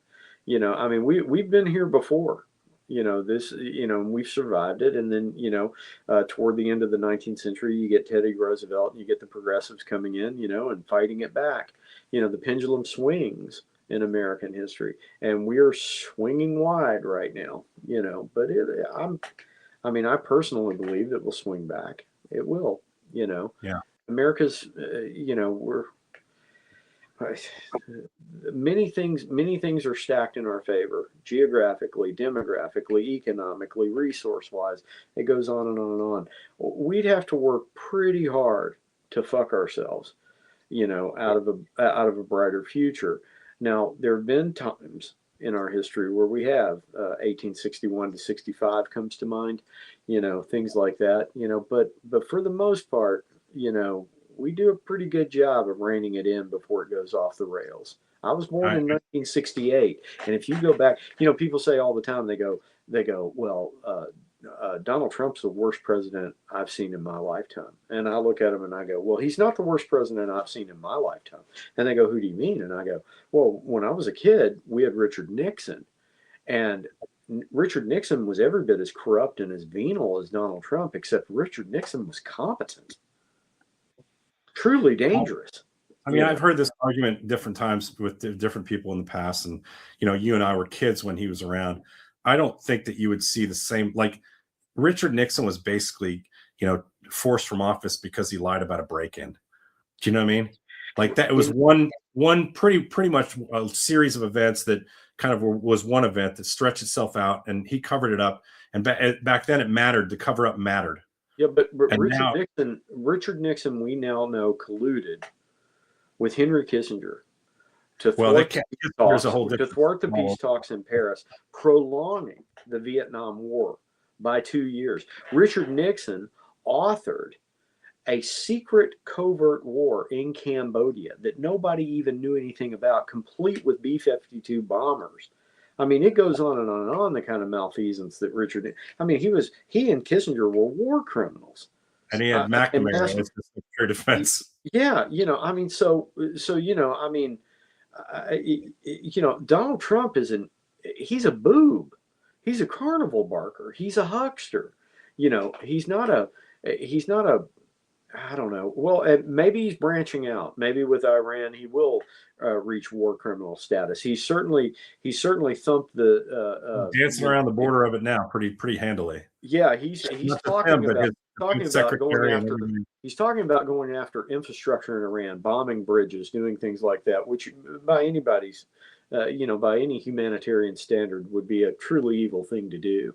And talking about how he plans to erase their civilization. I don't know how much of that shit is bluster and how much of it is real, but I know with Richard Nixon, it was real. Richard Carter jumps in here to debate you on this topic, and it's hard because it's a one-way conversation. But he says, "No comparison to Nixon and Trump, Charles. What on earth are you talking about? We like you, Richard, because this is how Charles and I debate things when there's not 200 other people watching." Can I chime in? Right. Yeah, Holly can chime in too. But we appreciate that comment. I'm going to let him respond to it briefly. But what do you? Someone else on Substack pointed out that Nixon wasn't trying to be a dictator. That's true. He wasn't trying to be a dictator. I mean, you got some good counterpoints there, Chuck. Yeah, I don't think he had to try to be a dictator. He was. I mean, he was getting away with things that dictators get away with without without the bluster. Come on, guys. Bombing Cambodia with prolonging the Vietnam War. There's probably 7,000 American soldiers' names on that black scar of a memorial in Washington, D.C. that wouldn't be there had Nixon and Kissinger, been honest brokers of peace in Paris. There's real malfeasance with it. Look, I guess what it comes down to, here's what I'll say. You're gonna get hammered too. You finish that thought. That's okay. Let him hammer me. That's fine. I can take it. But what I'll say about this is, if I'm going to deal with somebody who is dangerous, I'd rather deal with an idiot who's dangerous. And that's what Donald Trump is. Donald Trump's not particularly competent. Donald Trump is more like a carnival barker. Richard Nixon was a serious man, and he was a dangerous man, and he was an amoral and venal man. And that's why I always saw him as a greater threat and a worse president. And then you have Izzy coming in here. Izzy says, Izzy Valdez, I think my glasses it's small print. Izzy Valdez coming in and saying, are you forgetting that Trump is convicted of so many different things, especially being, well, he wasn't convicted of being a pedophile, is he? He was actually convicted of a civil crime against E. Jean Carroll of sexual assault. What the hell? That is the worst ever. And that's not exactly, and that was at a time when he was not president, many years before he was president. So in terms of comparing those things, I mean, the guy is a fucking lunatic, and he's a sexual assaulter, and he's most likely involved in the Epstein files as a pedophile, as far as I'm concerned. Oh, that's another can of peas. God damn, if they can ever kick over that rock, and we can figure out what the hell, what he was involved in with the Epstein files. Yeah, maybe that can certainly force a reconsideration on my part. Richard Carter comes in again and says, at least Nixon resigned. You think Trump's going to go away willingly? No, I think we can all agree, Richard, myself and Charles and you, that he's not going to go away willingly. We're going to have to strap him in a trench coat and wrap it up with duct tape and drag him out of there. And Mr. President, I'm not suggesting we do that. And I promise not to put any seashells on the coast suggesting so. Julie Wood says close enough as it relates to his sexual pedophilia and sexual assault. They're coming in faster. Yeah, they're coming in faster. That's what. So this is the good part. You get to see, like, when Charles and I really start debating stuff. It's far more dangerous. JMO says, Charles, with respect, I think you speak from a place of privilege. You've been accused of being in a place of privilege, Charles. Well, I don't know if you know Charles' background, but it certainly wasn't privileged. I certainly hope I'm speaking from a place of privilege. I've always aspired to that. Don't let the background and the books on the wall fool you. He came up the hard way. He grew up with his grandparents. I think I just think it's interesting because these comparisons between these two horrible presidents of which one's the worst is always a great debate. I personally, Charles, think Trump is far worse. Listen, I'll grant you that he's dumber. He's an ogre. That it goes on and on and on. Probably, quite possibly a pedophile. God help us. I just the kind of things that Nixon did from a standpoint of war crimes and that sort of thing in Southeast Asia, and authoring the deaths of look at what happened in Cambodia under Pol Pot and the killing fields and the millions of people who died there. I mean, these are very serious things. Yeah. Another question for Charlie. You're getting peppered here. Charles, do you have any pets? I don't. I have a wife. I have a wife that's immunocompromised, and so we can't have pets, unfortunately. Okay. The boys, we have 2 sons, and it sure would be great if we could have a dog or something like that. That would be awesome. Yeah, and your sons, you make them shower and everything, just like if they were a pet. Keep them as clean as possible. We have to. Yeah. Actually, my wife's not immunocompromised. She's immunosuppressed because of her condition. So, Yeah. yeah, and boy, I'll tell you, COVID was a nightmare because of that. Yeah. And well, and without going into too much detail because it's private, you do have a very good understanding of how fucked up our healthcare system is. Oh, firsthand. Yeah. But I also have a very, here's the thing. Because of my wife's cancer and because of what we went through over the last 10 years with a bone marrow transplant and all of that, I not only understand how fucked up the American healthcare system is, but at the same time, I understand how great the American healthcare system is. I mean, In the sense of the ability to cure in the problems. ability to cure disease and the ability to fight, and and cure disease. I mean, we have an incredible research and university medical system edifice in this country that shouldn't be taken for granted. I mean, and one of the things that, again, sure, you can say my privilege showing, or whatever, but one of the things that you have to think of when you want to tinker with something as complex as the medical system is, okay, let's say you make an incremental gain here, but what will that cost you? Will that undermine, and I've had doctors sit across and explain this to me, because I've had arguments and conversations with doctors about this and nurses. It's a very complex system, and the lion's share of the problem that I see with the American medical system have more to do with the insurance side of it than Yeah, I they was going to do. have you touch on that. Like, there's two separate things. There's how good Right. are we at curing disease, and then how bad are we at not paying for curing disease? Exactly. And Exactly. you can tell some pretty serious stories about how many days a week your wife spends on the phone to try to make sure she stays alive, and how Exactly. you have And to. negotiating costs with insurance companies. It's literally a full-time job, and that's the downside of the American medical system, is the tremendous difficulty that there is,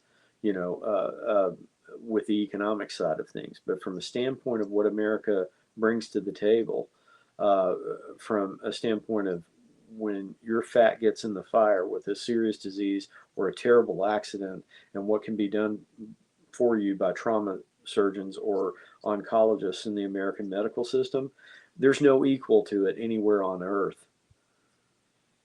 There is no place else where that's better. And Yeah. and the problem is the financial hurdle, and how do we get that to the most Americans that we can? Well, And that and that Charles, is a and very Charles, complex problem.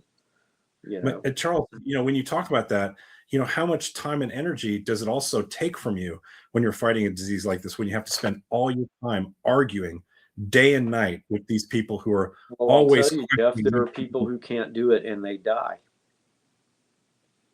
Yeah. And the Yeah, interesting thing is your wife, was one of those advocates before she got sick. She was one that's of those right. people who, yeah, her job was that, Mm. advocating for sick cancer people, My, my, kids.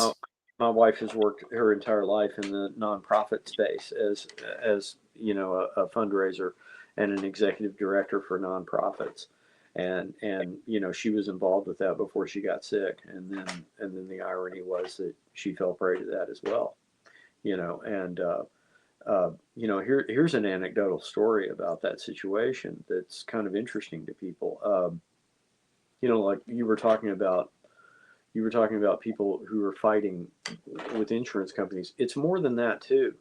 There's also, like, here's something to think about. My wife takes, I think, 33 medicines a day as a bone marrow transplant patient, and those medicines are not the same pills every day. They're they're spaced out. Like, she will take two in the morning, and then this one is every other day, and then this one has to be every third day, and this one. And so Jesus. she has these elaborate spreadsheets, and alarms on her phone that tells her when to take medicine.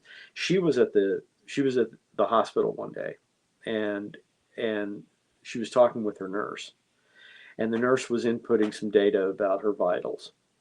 And my wife mentioned to the nurse, she said, I was the executive director of a major charity for years. And she said, and I find doing the spreadsheets for my medications. Incredibly challenging. And she goes, and I often wonder how somebody with only a high school education or somebody who's single and suffering from an illness manages to do all this. Now, the nurse that she's talking to is inputting data at the time, and she's kind of absentmindedly, and the nurse forgets herself for a second, and she responds to my wife and says, "Oh, honey, they don't, they die." Hmm. And then the nurse catches herself. And she realized, Yeah. I'm sorry, that sounded crass. I didn't mean to say it like, and no, my wife goes, no, I understand. She goes, and the nurse goes, no, she goes, and then, so you can take a step back from that. You can take a step back from that story and you can ask yourself the question, okay, so what could we do to prevent that? I mean, that is a social problem that is huge. Let's say you've got somebody who's contracted cancer and they're in the same fix as my wife and they're single or they don't have any children or they're alone or whatever. You know, we have a lot of charitable organizations and nonprofits in America that try to step in and fill that gap for folks and to help people and do outreach to help folks like that. How big should the government's role be? How much money should be appropriated and earmarked for that kind of work? Because when you start doing a deep dive into what it would actually cost to make sure that everybody has access to health care, these are staggering numbers. And Well, America may have to make the choice that they can no longer be the world's cop if they want to do that sort of thing. Charles, it's interesting that you say that. You know, in contrast to in Canada, where my family is from, my mom, and I don't know how much we've talked about this before, actually. My mom and her partner both got cancer simultaneously. He had throat cancer, and my mom had breast cancer, and she was in her 80s, and he's younger than her. And they caught his late because he wouldn't go to the fucking doctor. He smoked his whole life and drank too much his whole life. Then he got throat cancer. And by the time he decided that tickle in his throat about a year and a half later wasn't just a tickle anymore, he went in. My mom finally forced him to go in, and he had stage 4 esophageal cancer in his throat. And they immediately got him in. So this is for Americans listening and Canadians listening too. This is a really great contrast between two systems. They got him in really quickly and operated. They had to take out all of his voice box, everything. It was really horrible. But then they also got him on immunotherapy, which at the time he wouldn't have qualified for in the United States. They just give it a denial. It's experimental, and now it's becoming much more prevalent. But at the time, because he was in Canada, he got these immunotherapy treatments, and it elongated. He was supposed to live like 4 months. He ended up living like 7 years, and and eventually succumbing to it. And it was tough. It was hard on him, but it had caught it earlier and gone into the doctor when he was supposed to, he'd probably still be alive. And on my mother's side, with breast cancer, she went in and had her operation, and she was home like that day and was in the tomato garden the next morning making the garden clean of weeding the garden. And what struck me about this whole thing and the contrast between that and the US system, and I hear so much about the Canadian system and how it lacks and all this kind of stuff, it's usually from Canadians who think it lacks because they're in the Canadian system but haven't experienced the American system yet. Mm-hmm. And sometimes it's from the Americans who listen to the propagandizing that like people like Rand Paul do, who on the one hand says the Canadian system sucks and we don't want it, and simultaneously went up to Canada to have his hernia operation and try to do it quietly and have nobody know about it. So that's the kind of hypocrisy that I fucking hate. But anyways, my mom and her husband went through this stuff, and at the same time, they both lived. My mom lived another 10 years until she died, 89 years old of old age. And, I think that the lesson for me was not the healthcare and how good it was, because I thought it was quite good. The lesson to me was how they didn't have to drain their life savings or stress every day about losing their coverage. Right. Or stress every day about not getting something done because it's being denied by their insurance carrier. Right. And for me, that was really an eye-opening experience. So because Jeff, let me ask you this, because I don't know the answer to this question. What is the effective tax rate in Canada? I mean, Mark Carney's coming out with new numbers now that essentially says the effective tax rate after everything is said and done is slightly less than here in the United States.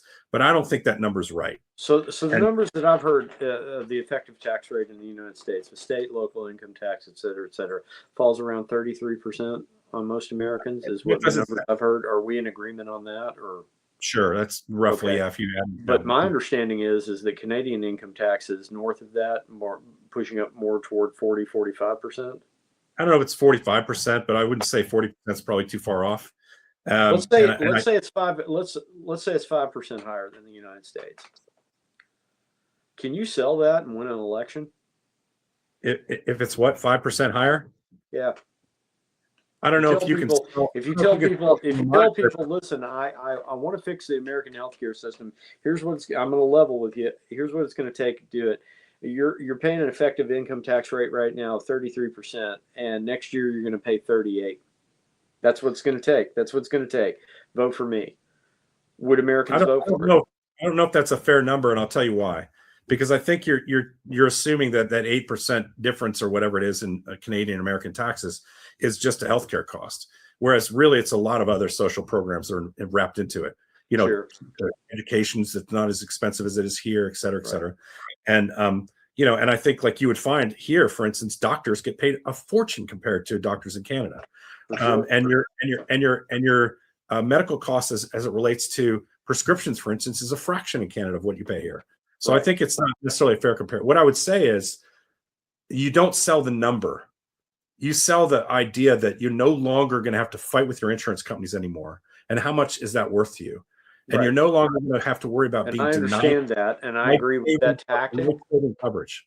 I agree with that tactic, but your opponent, your political opponent, is going to talk about the number. Yeah, and they do already. I mean, in Canada, they do have conservatives that talk about how they want to get rid of.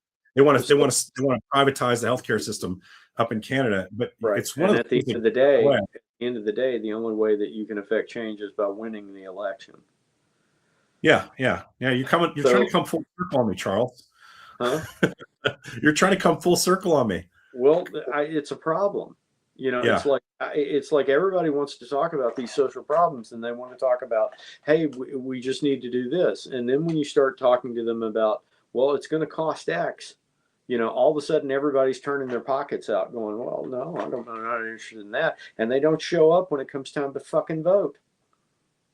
Yeah, I think Americans are really misinformed about what a single payer or a government healthcare system could look like. And it looks like in a lot. We had some Norwegian kids here the other day, 2 days ago, for I'm on some group called the Nordic Press Center, where kids from Norway come and they come here to the Nordic Press Center in Washington, D.C. And now they come out here and stay a couple of days with us and visit. We talk about journalism and all that kind of stuff and how it operates in Norway and all this. And when you talk about social benefits to people in European countries, they kind of look at you like really strange when you say, like, aren't you worried about losing this or that? They kind of look at you like, what? No, why would I lose that? Right. Because it's just an inconceivable idea that they would lose their health care or government funding for certain things. It's just not, it doesn't make any sense to them. They would never do that. Whereas here, we are always in a constant battle. You look at people in Norway, and you look at what the Norwegian government is spending on defense, right? Mm-hmm. And they don't spend that much on defense because they're a NATO member, and we've got Uncle Sam's big green machine parked in their backyard. Meanwhile, America's blowing a shit ton of money on defense, being the cop of the world, but we don't have social programs in this country. Yeah. I mean, I think we need to find a better balance in the United States between, spending as much as the top 10 countries behind us, you add up the top 10 countries behind us, and that's what we spend in defense. I don't think that's smart balance anymore. And I think I don't think so either. And I don't think the American people think it's a smart balance. And I think that's one of the reasons why MAGA Republicans keep winning. They're done with it. Yeah, now, the fact, though, that Donald Trump has just gone over there and put his dick in the mashed potatoes of Iran, it seems to be flying in the face of what his base voted for. That's going to really cost him. His base didn't vote for a fucking wall. His base voted for a wall, right? It was going to cost $29 billion. His base definitely did not vote for a $400 million fucking ballroom. His base His No, base didn't vote for war with Venezuela. At a couple, right. somewhere in the neighborhood of $5 to $20 billion. He didn't. Yep. They didn't vote for a war in Iran. They didn't vote for. I mean, any of this shit. And that's the big one, Jeff. That's the big one. The war in Iran. I mean, like I you know what I'm steeped in down here in Lexington. You know, I'm surrounded by MAGA Republicans. I talk to them all the time, and they're mad as hell about that. You know, so maybe that's a tipping point. We'll see. You know, the polls are saying no. The polls are saying those MAGA people are hanging on no matter what. They just flip their positions. Okay. They're like an Afghan warrior during the years of this Russian invasion. They would fight with in the year 2016. The polls told me Hillary Clinton couldn't lose. Yeah, by 21%, right? Yeah. So the polls haven't been. You know, I'm like I say, this is anecdotal. You know, but I actually have conversations with MAGA Republicans, and they are fucking pissed. Yeah. They are not happy about Iran, and they are really pissed. And here's what's really big down here in Kentucky. A lot of farmers who are buying diesel fuel. Oh yeah, that's in correct. Kentucky right now is north of $5 a gallon, and they're mad as hell. And the tariffs, which fucked Kentucky farmers on soybeans, and also screwed them completely on bourbon. Yeah, and beef. So there's I don't know. I'm really intrigued to see what happens comes November. Well, I think that's why they're trying to change all these congressional districts. Yeah. Well, yeah, absolutely, Jeff. Absolutely. They're going to do anything that they can to hold on. You know, that's what you do. That's how you win, you know? Yeah. And that's exactly what they're up to, you know? Yeah. Why play honest? Yeah. You know, I think right now we just went over the 2-hour mark for our live. Oh, good. And we still have quite a few people online, but I think we're going to let you guys go. Charles and I keep talking about this, and you guys let us know what you think. But we really want to start a separate podcast that's separate from the Writers' Cabin. It's just called Two Guys Talking, and we're working it out, and the stuff that works, the stuff that doesn't work. And we want to know what you guys think of it. So leave some comments on the page, on whatever page you're on. Let us know. And we'll dig in. We'll promise you a weekly cartoon from Charles. Thanks so much for people who listen. Thanks so much for the comments, the people who wrote in and everything like that. I really appreciate it. And I'll caveat everything that I've said, from Nixon to economics and everything else. I'm a fucking cartoonist. Don't take what I say too seriously. You know, cartoonists are some of the most well-read guys. That's why they are so influential on opinion pages throughout America, because they're really well-read and smart. And you are an example of that. So, somebody said outstanding, 2 hours more. You guys, the fact that anybody can sit through 2 hours of our drivel, Charles, is hilarious to both of us. No kidding. Yeah. Mike McIntyre has really wanted to come on and talk to you guys. Oh shit! He's been in on this a lot. I know. I just didn't want to interrupt. You guys kept going and going. Okay, here's what we're going to make a promise. Mike, we're going to get you on. Next, we're going to do, Mike. I'll make you a promise. Holly's going to make a note of it. And next time, we're going to get you and 5 people on to ask questions. I promise. That's a promise. I keep my promises. And so Charles and I will probably have one more on from the Writers' Cabin. Then we're going to do a separut. We'll break it out into Two Guys Talking. So anyone else that wants to come on, message me. Message Holly. How do they message you? Message from the Writers' Cabin on Substack. Yeah, message from the Writers' Cabin on Substack. And if you're not on there, just get a free subscription for now and message Holly on it. So you guys take care and listen, like, follow, and share, and comment on the stuff. And if you like what we're doing on our Substack, come on over and get on subscriptions and hook a brother up, because I got 2 dogs to feed over here. I do have a dog, 2 dogs, and a cat. And here we'll do our, Charles shows the cartoons. I show Georgie. Come on, Georgie. Jeanette says she's been on because she doesn't have a life, but I'd say this is a life. Yeah. Hey. This is life. This is the new world we're in. Right, Georgie? Give it a kiss. Oh, yeah, it's a good boy. Georgie's a good looking dog. Exciting he is. He's so excited. Say hi, Georgie. Oh, there he comes. Yeah. Oh, boy. There he is. He wants to sit in Daddy's lap. Hi, buddy. All right. He's like, I'm getting kisses. Yeah, Holly's getting kisses. All right, guys, like, follow, and share, and we'll see you soon. I'll back with some news tomorrow, and hope you guys. We've done 3 lives this week, so we did one Sunday, Monday, and now today. So I think our lives are probably. We'll still have our Sunday fireside, right, George? We'll still have. Well, it's so good to be with you. It was good to see you guys again. Thanks for everybody who tuned in. It was a good time. I enjoyed myself. And all right, man. We'll talk to you soon. All right, buddy. Love you, man. Talk to you soon. Take care, Good night, everybody. Good night.